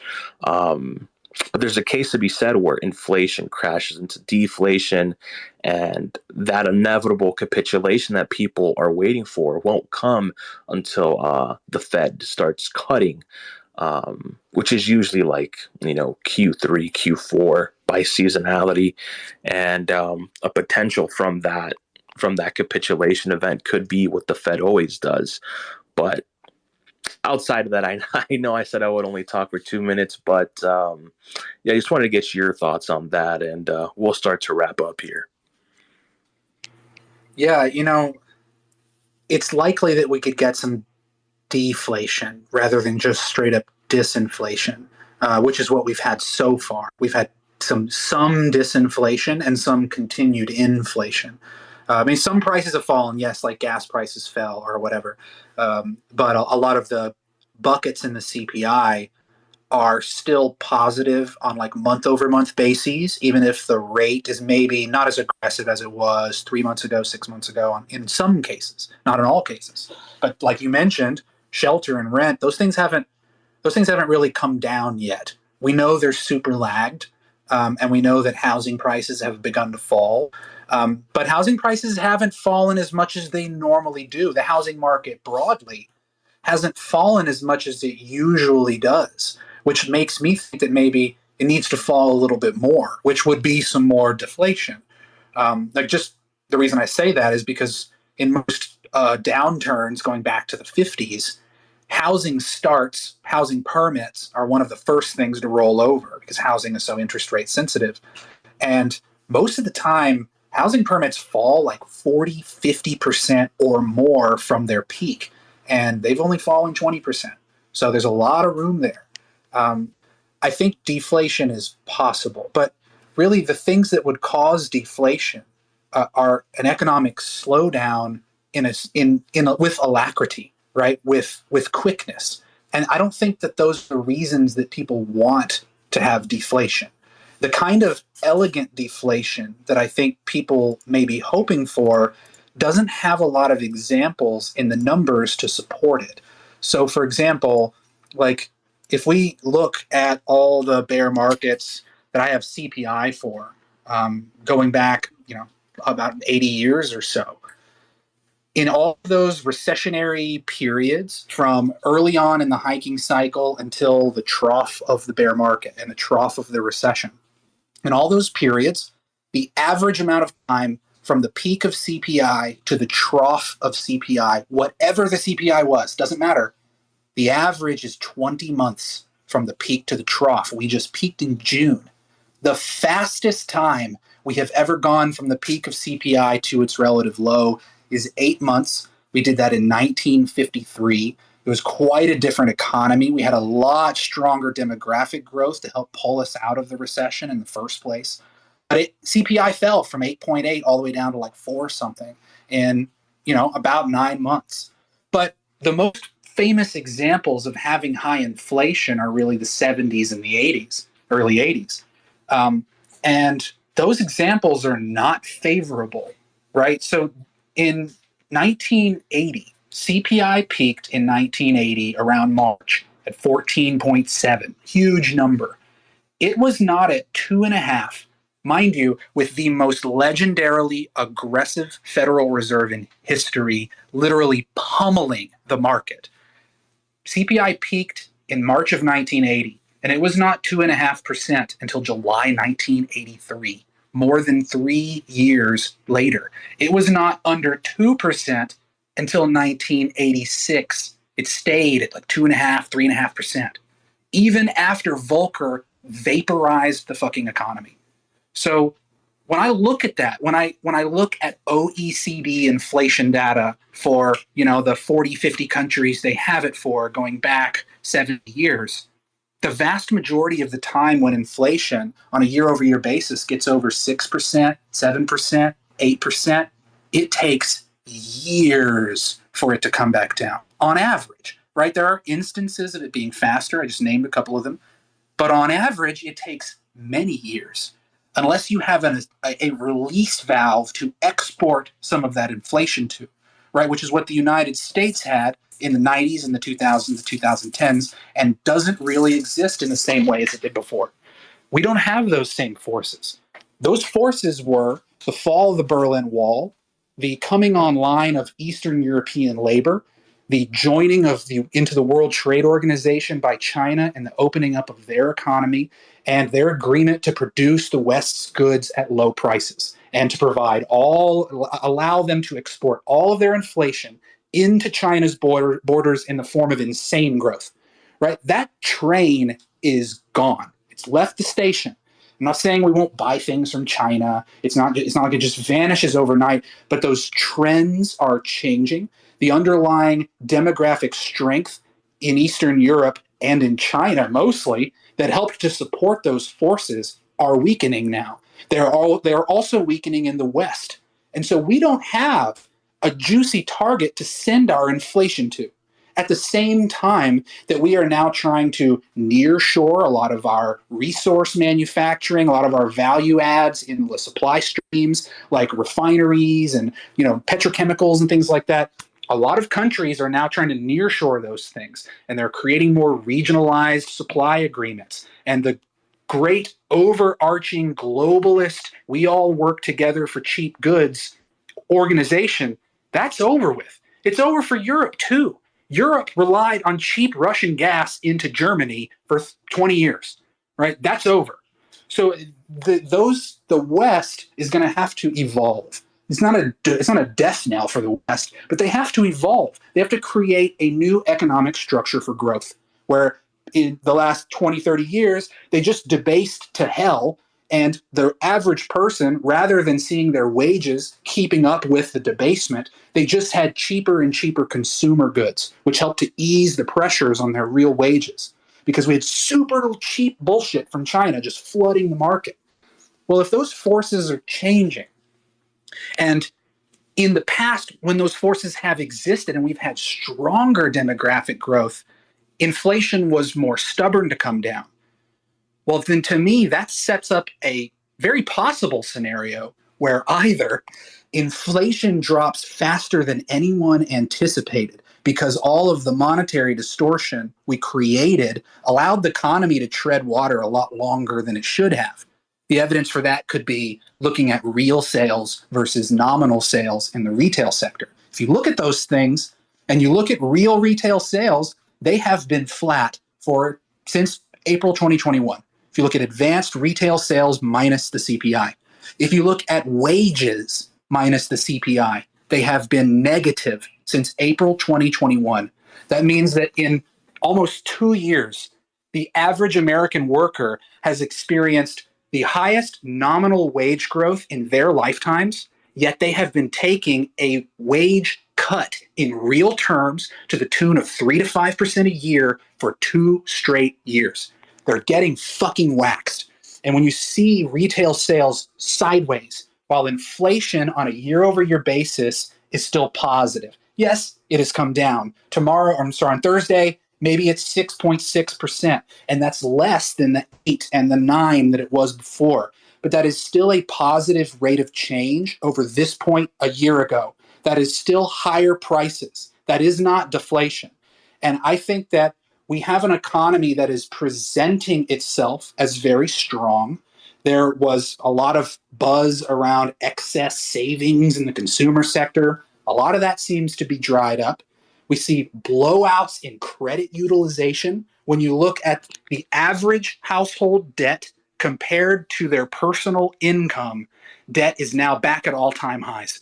We had a falling out when people paid off their balances after all the stimmy checks came out, and then credit utilization, as many of you have seen people posting about on FinCwit, credit has been freaking exploding this year. And household credit as a percentage of income is now back to all-time highs. And I just saw yesterday that credit card rates are at 19%. Jesus H. Christ.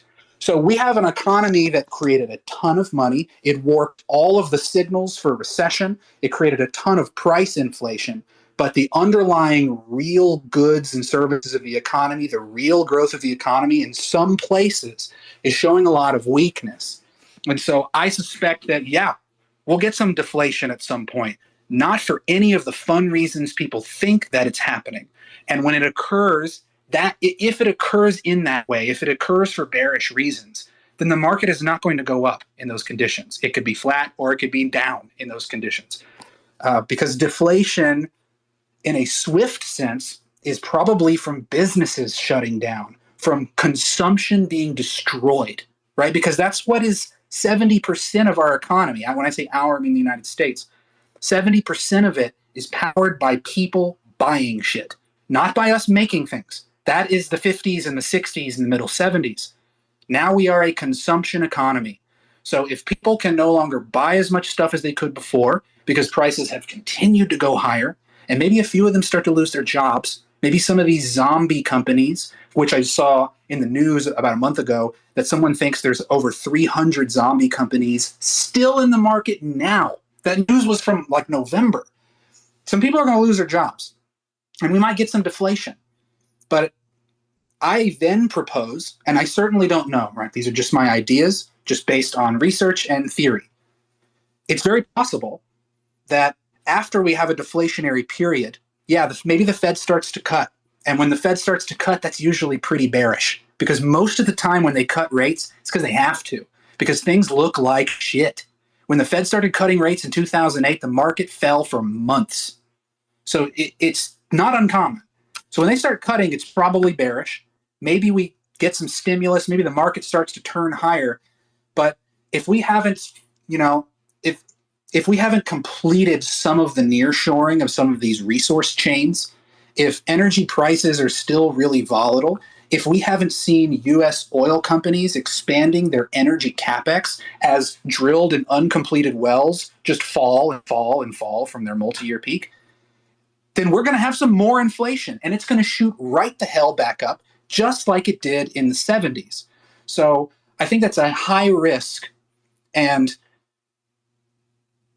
to further complicate it are those demographic changes, because we don't have population growth anymore. We don't have the kind of boomer swell that we had in the 50s and the 60s and the 70s that was underpinning every single recession, right? A bunch of people lose their jobs, but then we have a massive supply of labor and a bunch of people in their young years who can put back into the economy, right? Well, now where we're sitting at now, we have an explosion of people 55 years and older, 65 years and older, who have a much lower labor participation rate. They have a much lower propensity to spend money, and they have most of the wealth, and they're not coming back to work.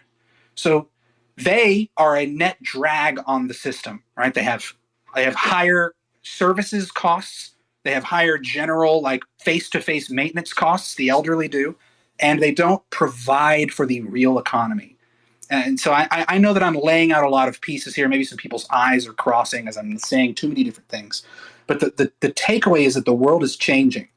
The peak of the United States in this most recent set of generations, like you call it a saculum for the fourth turning fans, the peak of the United States was the year 2000, 2001. That was the peak of population growth. That was also, logically, the peak of real GDP growth on like a rolling 5-year basis. And that was also the peak of industrial production. If you look at a chart of industrial production on like Fred, the total production index, it has been sideways. It looks like a lost decade. It looks like the 70s in the stock market, but it's industrial production. Part of that was because of China. Part of that is because we became overly financialized and we haven't invested in building real shit in the United States.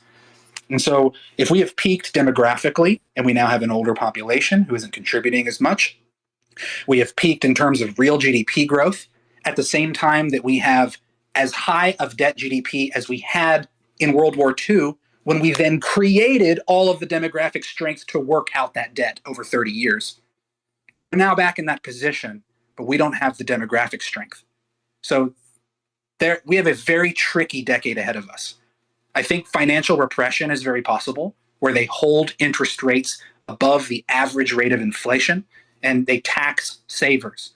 And it's a way of bringing the debt back in line with the economy if you're able to stimulate enough growth that it overgrows the debt.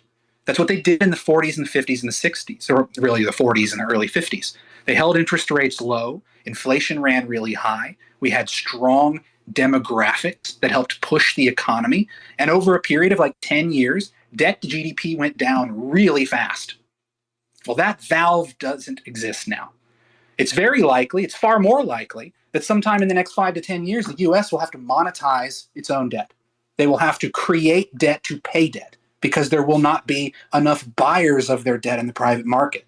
And a market that is already starting to show signs of its capacity, of its appetite for US debt. So we have a lot of things to work through. There are a million moving pieces. And when I hear people talk with absolution about what's going to happen over the next few years, I have a high inclination to turn those people down to zero volume. And it's because this is the most complicated macro setup we have ever faced. No one alive has ever seen this before. The history books don't really have a lot of examples of this. We have a little bit of the 40s, we have a little bit of the 70s, we have a little bit of the early 2000s tech bubble, all rolled into one. And that is why I tend to have a more bearish camp. You know, I've been posting a lot of doom content the last year and a half, and I'm giving you all of the reasons why that is. It is backed by data. I could certainly be wrong. I would love to be wrong, because then that means my Bitcoin will be worth a lot more money. But I don't exactly know what's going to happen. So I maintain a bearish bias. I lean towards the probabilities of bear markets, and I lean towards the probabilities of recessions. And all of those signals, not all of them, but many of the signals are flashing, and they're telling us that we are heading for a legitimate economic downturn that hasn't fully begun to reveal itself, that it may over the course of this year. And things like a strong real GDP in the fourth quarter of last year are not proof that it won't happen. Because if you look at the last 70, 80 years, some of the strongest GDP growth we've ever seen has been at the dawn of a recession. So I am very hesitant. I'm very bearish, generally speaking, with the willingness to entertain sharp bouts of upside because of illiquid markets, because of monetary distortion, and because of high inflation, which is good for assets, initially good for assets until it gets too high. So I know that's a long answer. Happy to take any questions from anyone who has any to ask, but that's kind of how I'm looking at things. I got one last one here.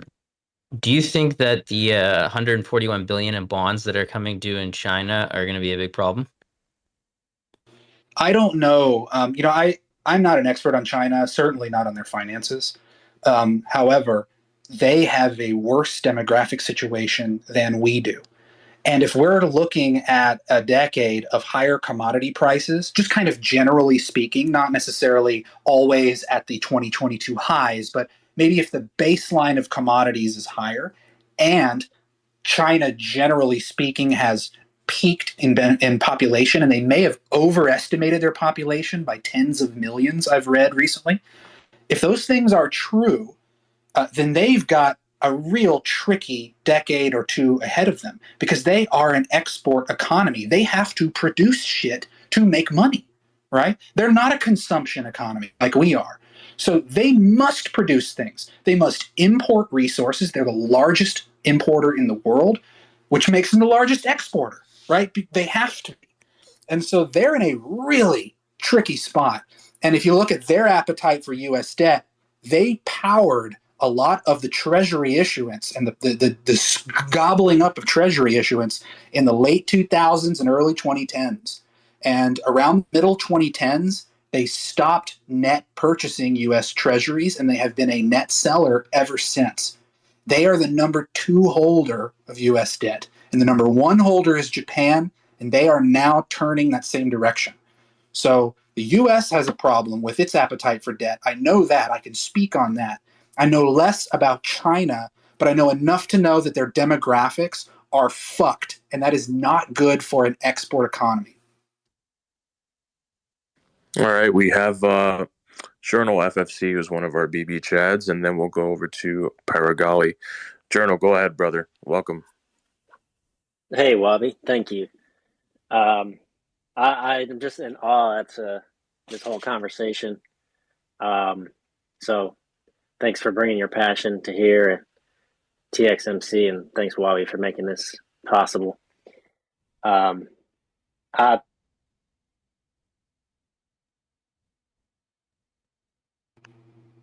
You got a question, brother? Or something you wanted to comment on? You might have rugged. Ah. All right. Everybody. I'll take him down as speaker and just request back up. All right, brother?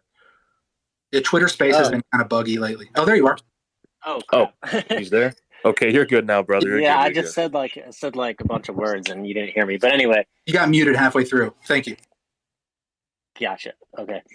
So, yeah, I just have kind of like a question. I'm not really that knowledgeable in all this, so excuse me if it seems kind of infantile. But you said something about consumer. We're a consumer economy in the United States. I've heard that before, and it's always seemed like kind of a silly thing to say, or not a silly thing to say, but it seems like kind of a clown concept. Even if it's accurate, it seems kind of like a clown world thing, because it's like, is that even sustainable? Like, in your mind, can you think of like a situation when a consumer economy is actually like a sustainable thing? That doesn't really make much sense to me. No, I don't think that it's long-term sustainable. I think that it has a shelf life, and the U.S. is actively testing it in a live environment right now. It does sound kind of silly to say that we're a consumer economy, because when you think about, big groups of people and societies and things, you think about them building and making things for the betterment of their life, improving productivity, improving quality of life, improving the ability to leverage energy to control your environment. Like that's the things you look for. You don't necessarily look for an economy that just gives people money and those people spend money in the rest of the world, and that's how they drive everything. But that's kind of where we've been going in an increasingly dramatic fashion over the last, certainly last 50 years, but really accelerated in the last 20 years, 30 years. There's kind of been periods of time where it began to accelerate. I would say 1971 was a really key point of time when Nixon closed the gold window. And then, in the 90s, for some of the demographic reasons I gave earlier with Eastern Europe and China starting to produce more of the world's goods, and American companies outsourcing those costs to that cheaper labor, right? Thus creating wider margins and making us more of a consumption economy. Those things are not sustainable.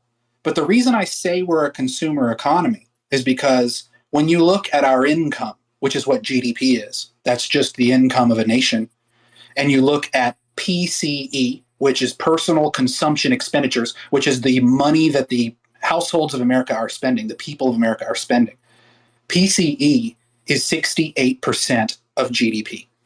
It's 70% of the economy. $7 of $10 that create income for the United States were spent in the United States. They were not earned from us producing goods here and selling them to another country and making money back, right? Most of our money gets spent outwardly as consumption, and we import a lot of goods. And we then give dollars to the rest of the world, which has helped to supply the dominance of the dollar in a lot of ways, right? And it's been in some ways, it was a beneficial system for certain parties, for friends of the United States. It's been a beneficial system for decades. But we're starting to reach that point. This last year was one of those years that accelerated a lot of these events, where that system just doesn't jive for some nations. And the US is not, in some ways, is not as scary as it used to be to some of these other less friendly, compatriot or colleagues in the world, some other nations. And they're now trying to de-dollarize. It really got accelerated when the West locked Russia out of its FX reserves after it invaded Ukraine. That changed the chessboard immediately. It did like a 180 on what the world normally thinks of in terms of which assets are theirs and how they can access them. Most countries didn't really spend a lot of time worrying about their ability or inability to access foreign reserves when needed, until the West locked Russia out of the SWIFT system and took away their reserves, their foreign held reserves. That changed the game. And since then, we have seen India, who's a friend to the United States, organizing a lot of energy trade with Russia in rubles and in rial, or not rial, sorry, that's the wrong one, rupees. We also see China now talking with Saudi Arabia and the GCC countries about building up an energy trade agreement and building out a lot of value add supply stream like refineries, factories, petrochemical factories, all those kinds of like midstream things. There's a lot of talks of that. And all of that is an effort to conduct trade amongst their nations without dollars. They are not denominating in dollars. They're trying to build their own currency. They may or may not succeed, but they have their own in the meantime to use. And they are trying to do that. They're trying to de-dollarize. And so as that plays out over the next couple decades, it could take a long time. I don't think the dollar is about to just go away. But I do think that over the next 10 to 20 years, its dominance will be under threat. Maybe it goes higher at some point on the price chart. I'm not going to try to predict that. I think it's possible. But then I think if that's the case, that might be the blow off top of dollar dominance for our generation, for our lives. And then we could enter a multi-decade period of de-dollarization, which would also see the destruction of a lot of dollar-denominated debts, probably some sovereign defaults. Those things can all happen during that transition period, which is highly volatile. But I brought up all of those things because we started talking about us being a consumption economy and how all of our growth is driven by us spending dollars in the global economy, either here or elsewhere, buying stuff from China on Amazon, going on trips, importing things from other countries. That has been how we have grown and how the world has tolerated our bullshit for 30 years, 40 years, longer than that. And as I described earlier, I think that you can make a fair argument that much of those arguments are now changing, and that is a recipe for volatility.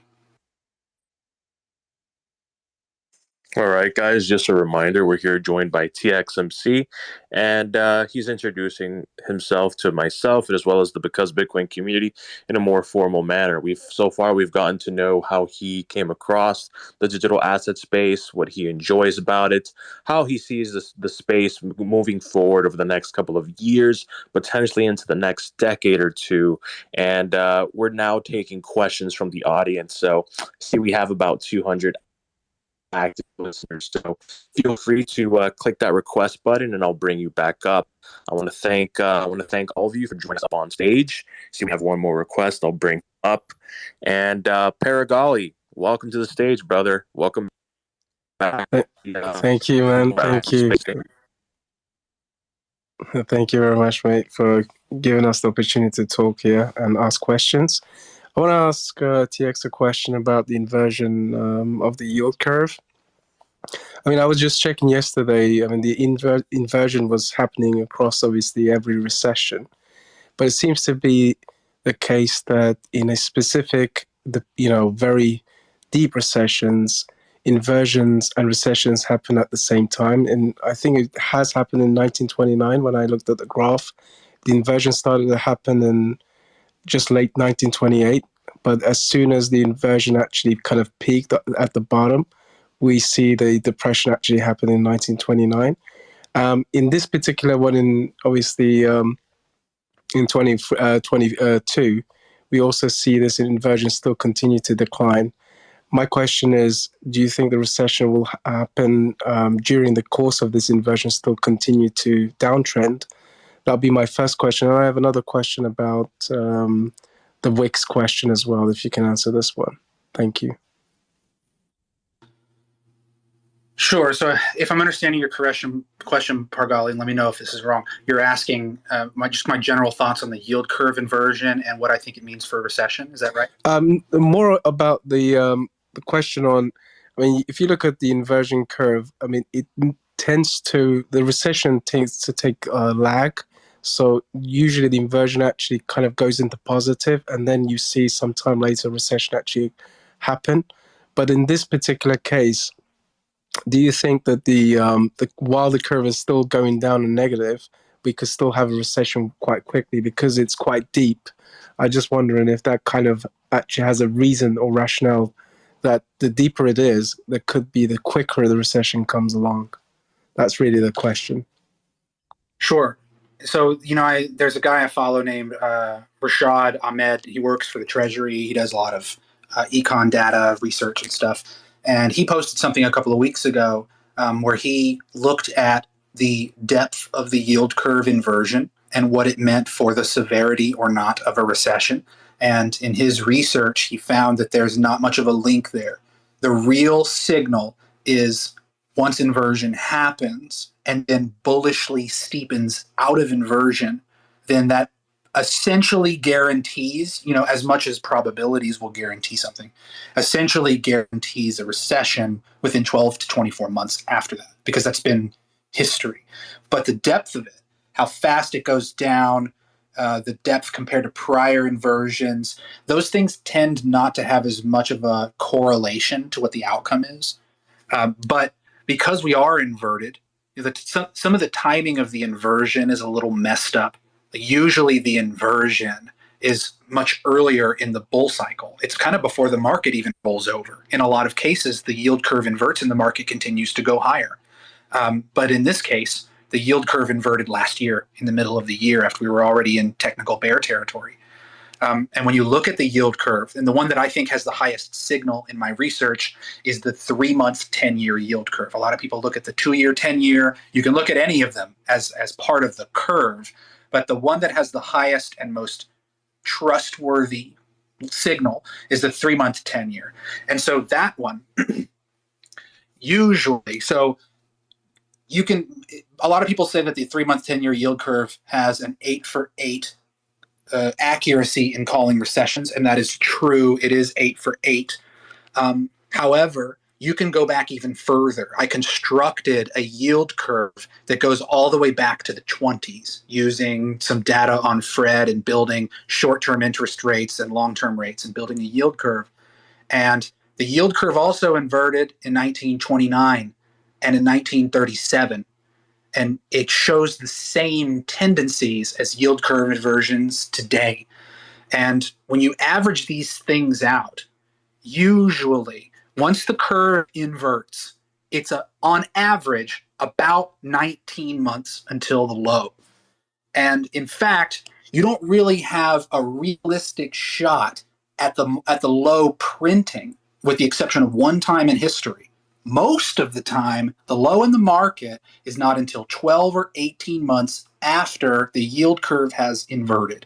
And in all of those instances, it has been well after, or maybe right in time with, the curve becoming uninverted, right? And now, there's some times when the timing is a little closer. I think in 2020, it inverted a little earlier, but then it went heavy inverted basically at the time of the market crash. But in most instances, it's well early. It's one of the earliest signals.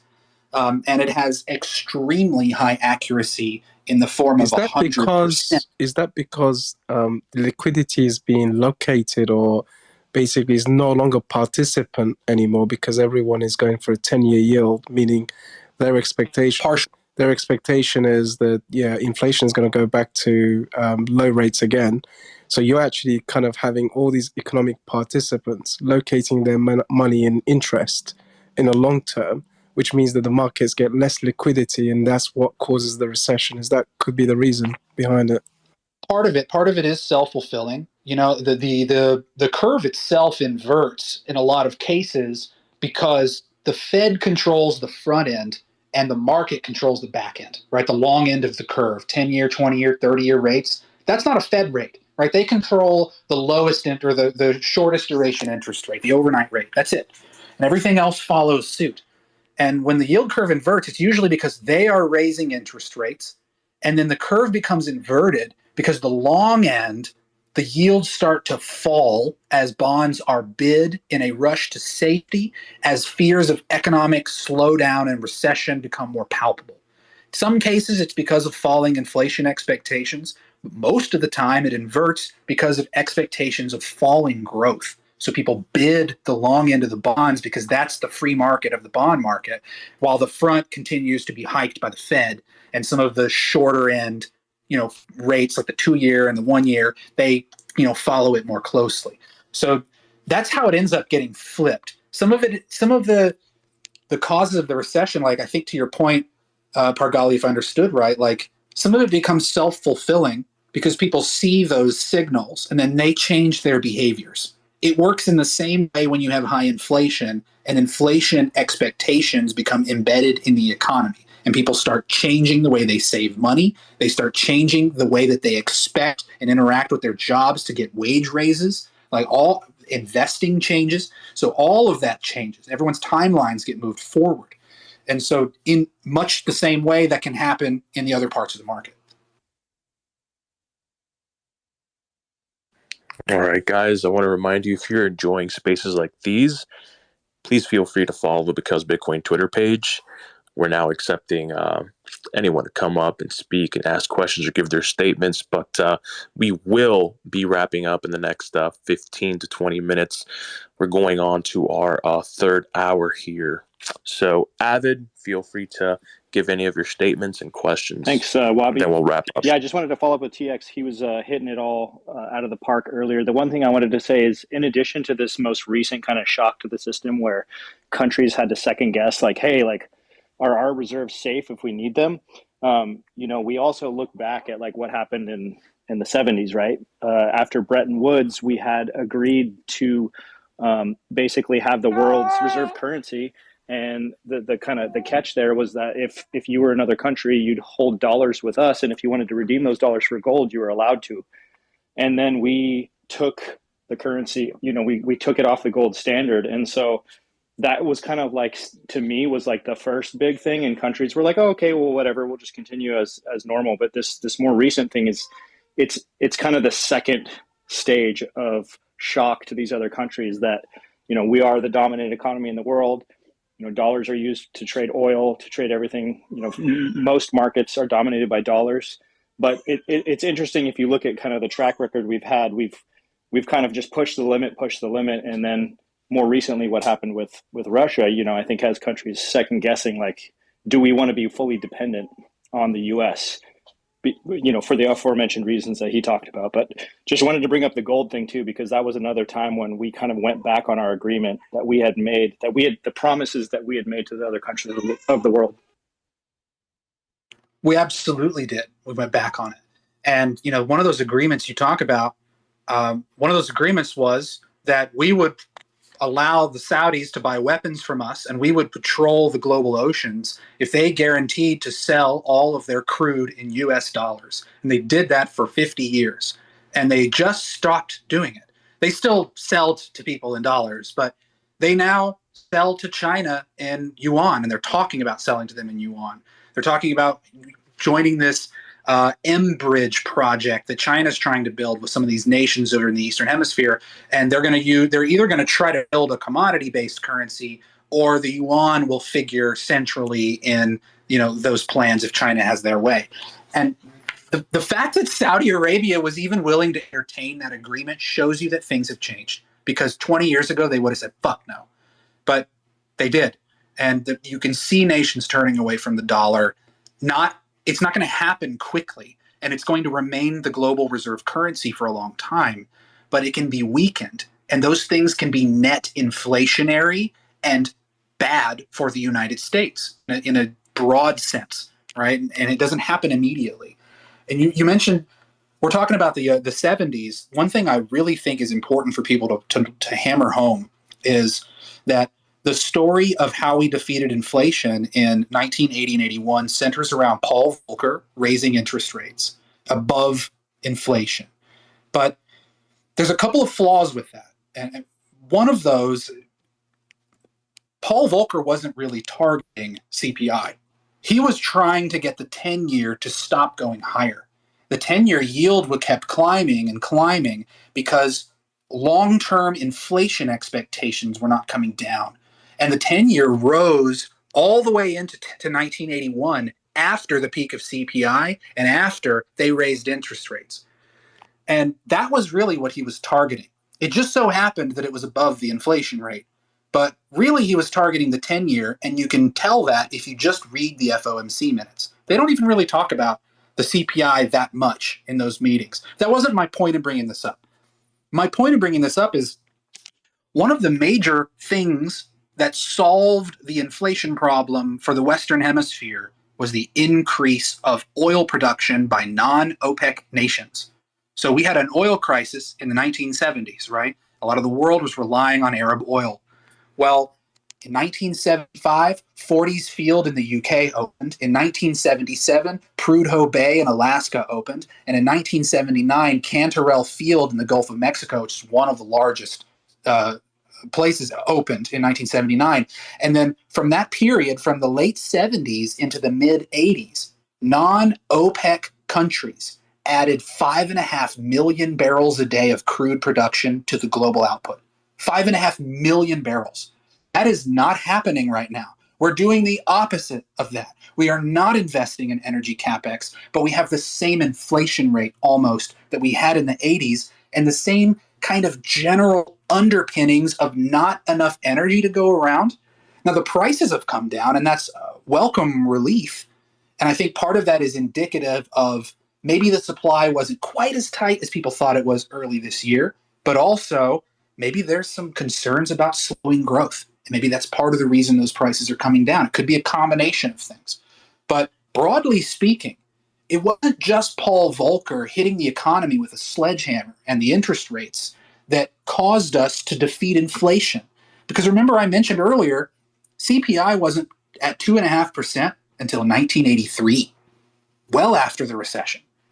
What helped to keep inflation down and not allow it to come back up and allow us to move forward into the 80s was the expansion, the significant expansion by non-OPEC countries in crude oil production. And we are simply not doing that today.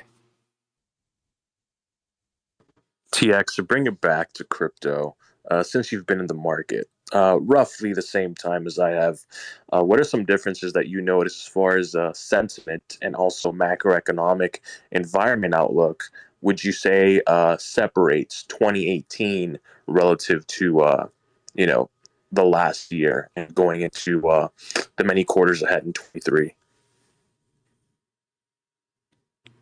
What makes 2018 bear different than 2022 in your aspect? In 2018, I recall many individuals saying that, all right, this is never coming back. This was just an experiment.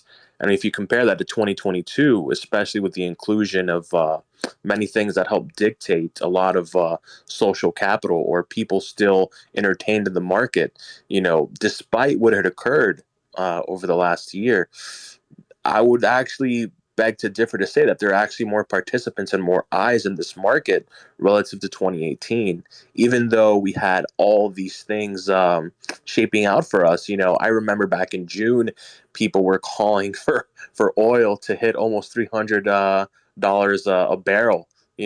Double-digit CPI for America. Paying $20 a pound for chicken at Walmart, and even with the things that did occur, right, with FTX, as far as a value standpoint, all we really did is a 10% deviation from the June low.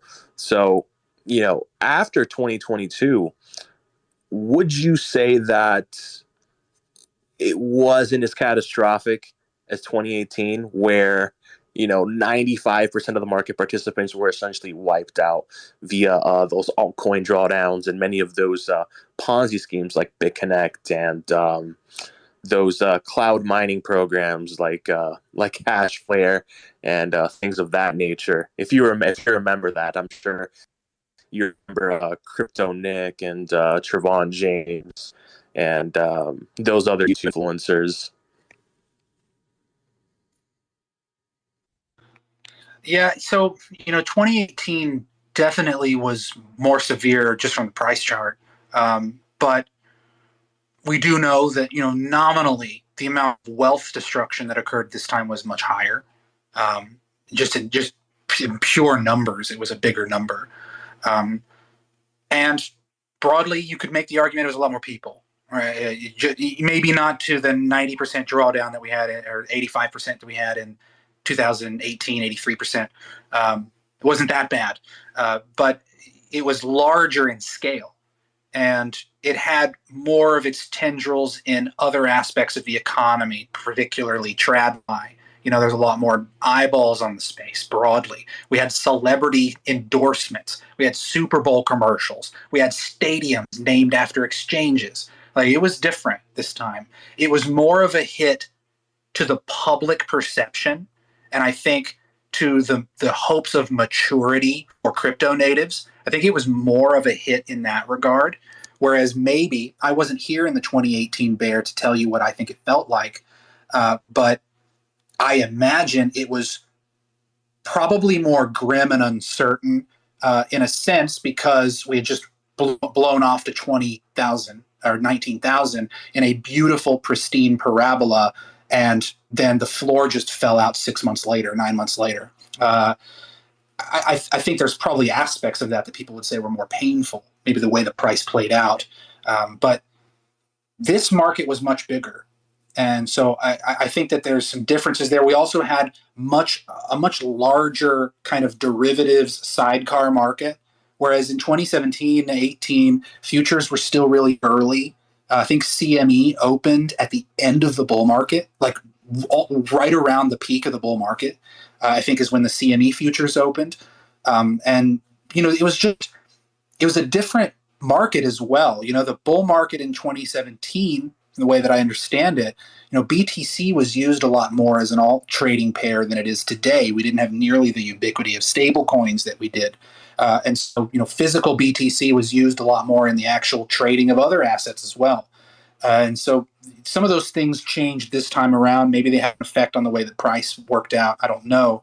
But it certainly meant that there was more leverage this time around. And a lot of that had to do with the monetary policy of the last 4 years. Thank you, man. Thank you so much for that.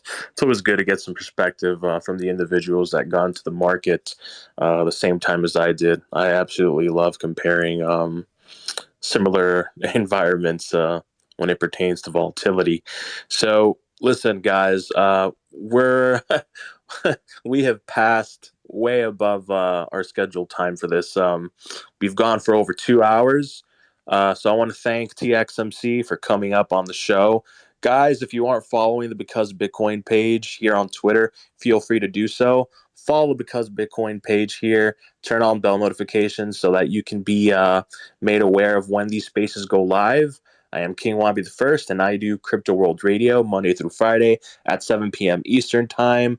But whenever we do have some time zone differences with our guests, it might be a little bit earlier, might be a little bit later. So that's why I always encourage individuals when it pertains to attending these spaces, if they haven't subscribed yet in that fashion, to please do so you can attend these spaces and also hear from quality guests such as TXMC. I want to thank you again, brother. And guys, feel free to join our Discord up above. I want to thank all the speakers, Vestige, Journal, Avid, Paragali, and the other individual that escapes my mind at the moment. I want to thank you. I want to thank all of you guys for attending. Thank you guys so much. TXMC, I want to thank you, bro. God bless you. Thank you for taking the time out of your day for joining the space, brother. Any departing words? Any final thoughts, man? Yeah, absolutely. I mean, I've always got thoughts, or I could probably talk for another 2 hours. Yeah, really appreciate you having me. This has actually been really fun. And a lot of times when I have conversations with people, I don't get a chance to talk about all the different things we talked about in the same conversation in the depth that we did. So I really liked this chat. This is definitely one of the most fun for me in a while. I Thank you, really brother. hope Thank you. that people, I hope you people are following you, by the way. Follow Wabi, follow Because Bitcoin. You don't have to follow me, but it'd be cool if you did. Follow all the other homies on stage who came up here and asked great questions. We're in a bear market. My base case is that we will experience a recession. I don't know how bad it's going to be, but I believe it's probably a few months away, just based on how strong the economy looks. And I think the Fed is targeting a labor market that can't soften the way that it usually does because there aren't enough available workers because of some of the reasons we talked about earlier.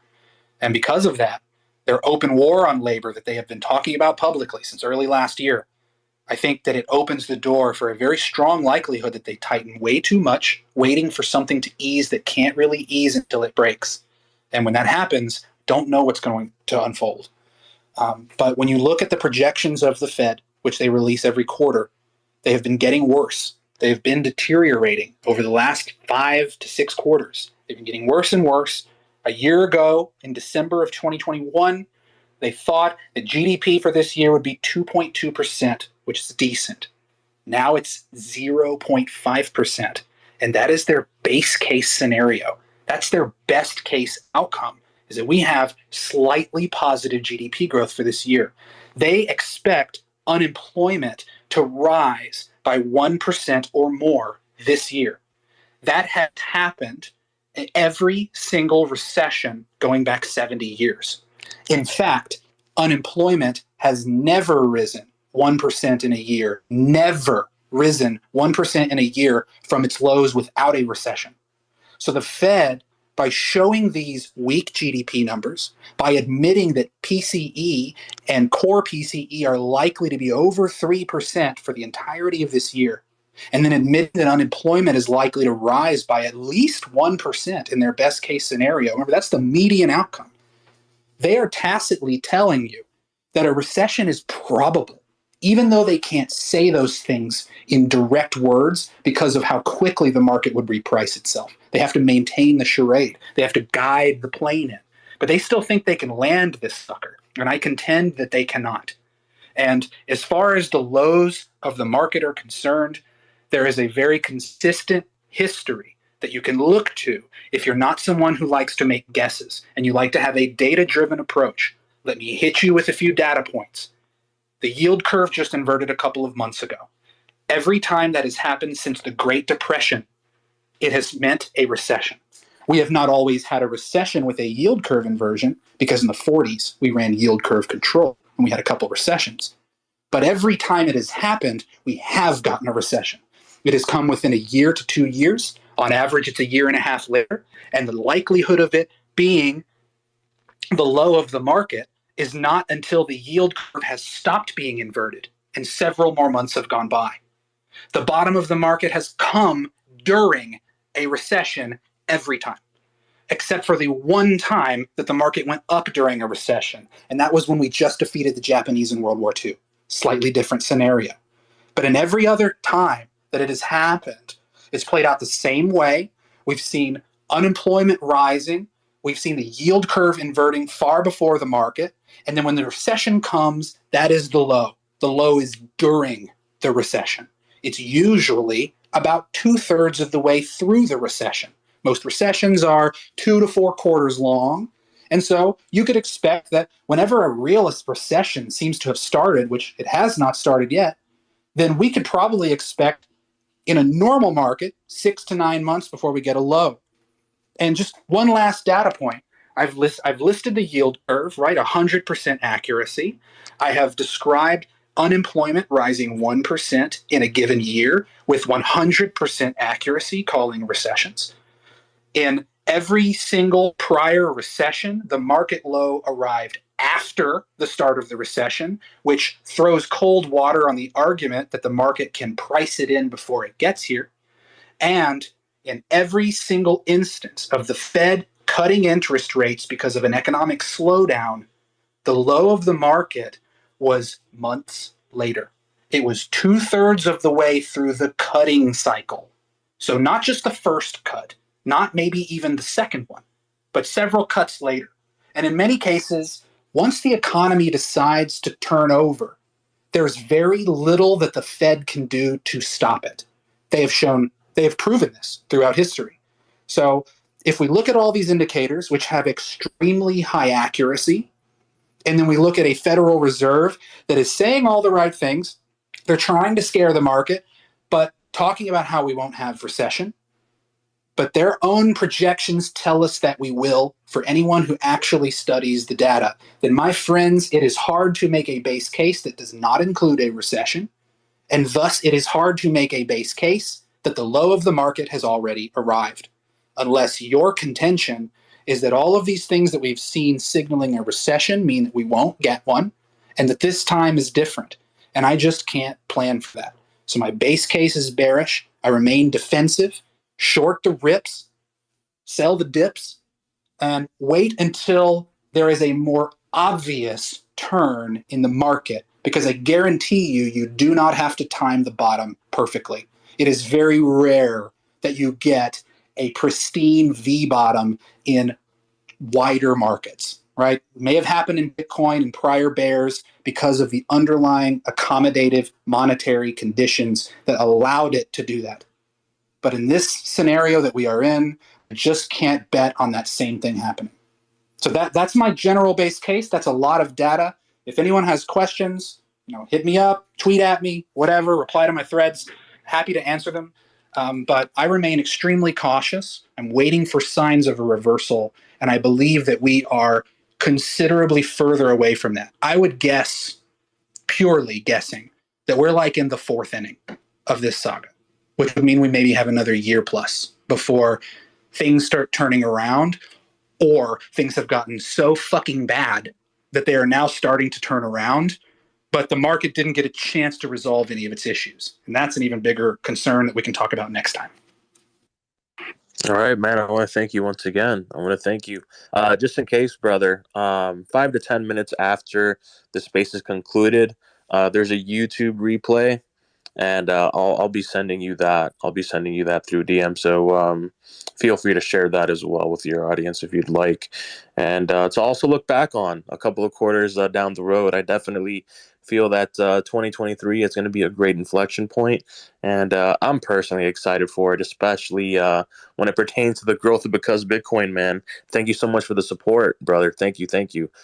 You're a good friend of the show. I know Carter wants you to go on Market Talk, so I think this is a great step. And guys, my name is King Wabi.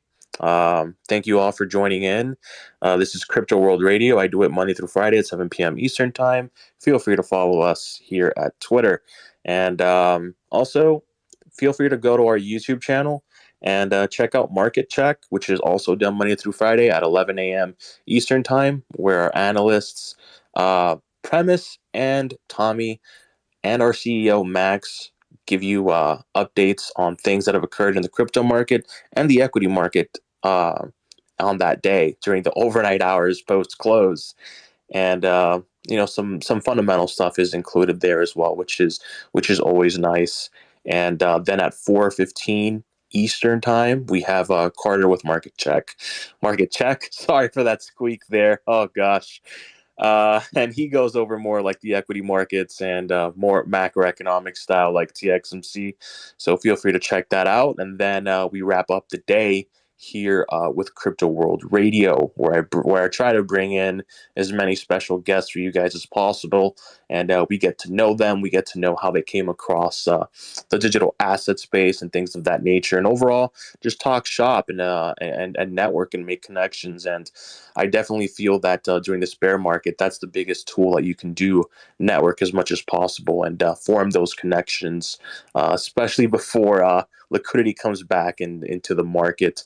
And guys, once again, I have the Discord link up above, and we do offer some more premium services for our equity market traders, such as our BB GigaChads. Feel free to check that out as well. Definitely a premier service in this market during these times.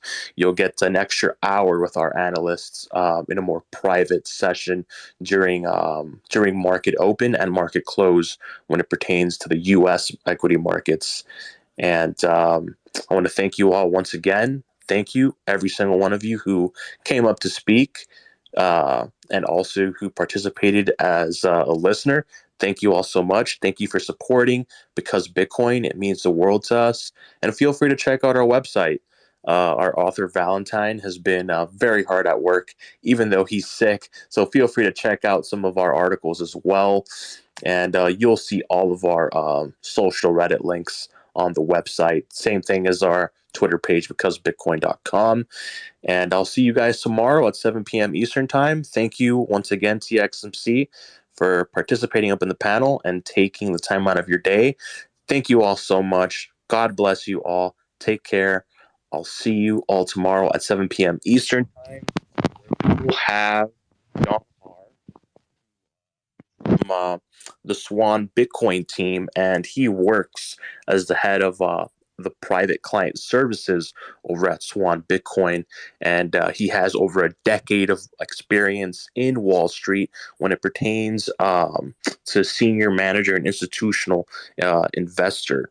So that will be a fun one for myself and the Because Bitcoin community. I know a lot of you guys have been wanting the guys at Swan to be here. So later on in the week, we will have a few of those team members on here for you guys. And that's what we try to do here at Because Bitcoin. Always deliver excellent product in all of our services. And it's going to be an exciting year for all of us here at Because Bitcoin. And, 18, 24 months down the line, I honestly believe that Because Bitcoin will be at the forefront of the digital asset space and also client services when it pertains to our other group, the ARCA group, which I'm excited for personally as well. So look forward to that, and I'll see you guys on the next one. Thank you all so much. Here Because Bitcoin. Take care, and God bless you.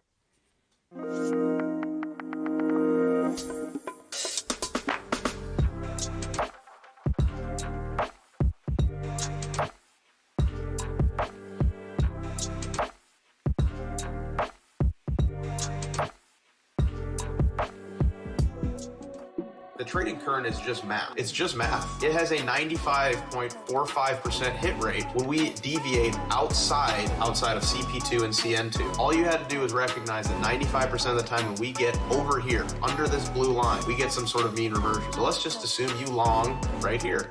95 out of 100 times, when I buy this, I'm gonna get some sort of bounce. It's just math. Look what would have happened as we move up. Look at the bounce that came after. And now look where we are. If you had just blindly followed the current, you take all emotions out of it, and you say, I'm going to trust the statisticians. You would have bought Dow Jones somewhere down here under 30,000, depending on how you want to measure it from absolute top to bottom, 20% move. We also have multi-time frame alerts. You don't even have to be at your computer on TradingView. You can ping your phone. Now, the current has some really awesome features, and I would urge you guys to join our Discord to get access to it. We give it away for free as a tool to the community. It's just math. There's really no need to overcomplicate things, not even in the slightest.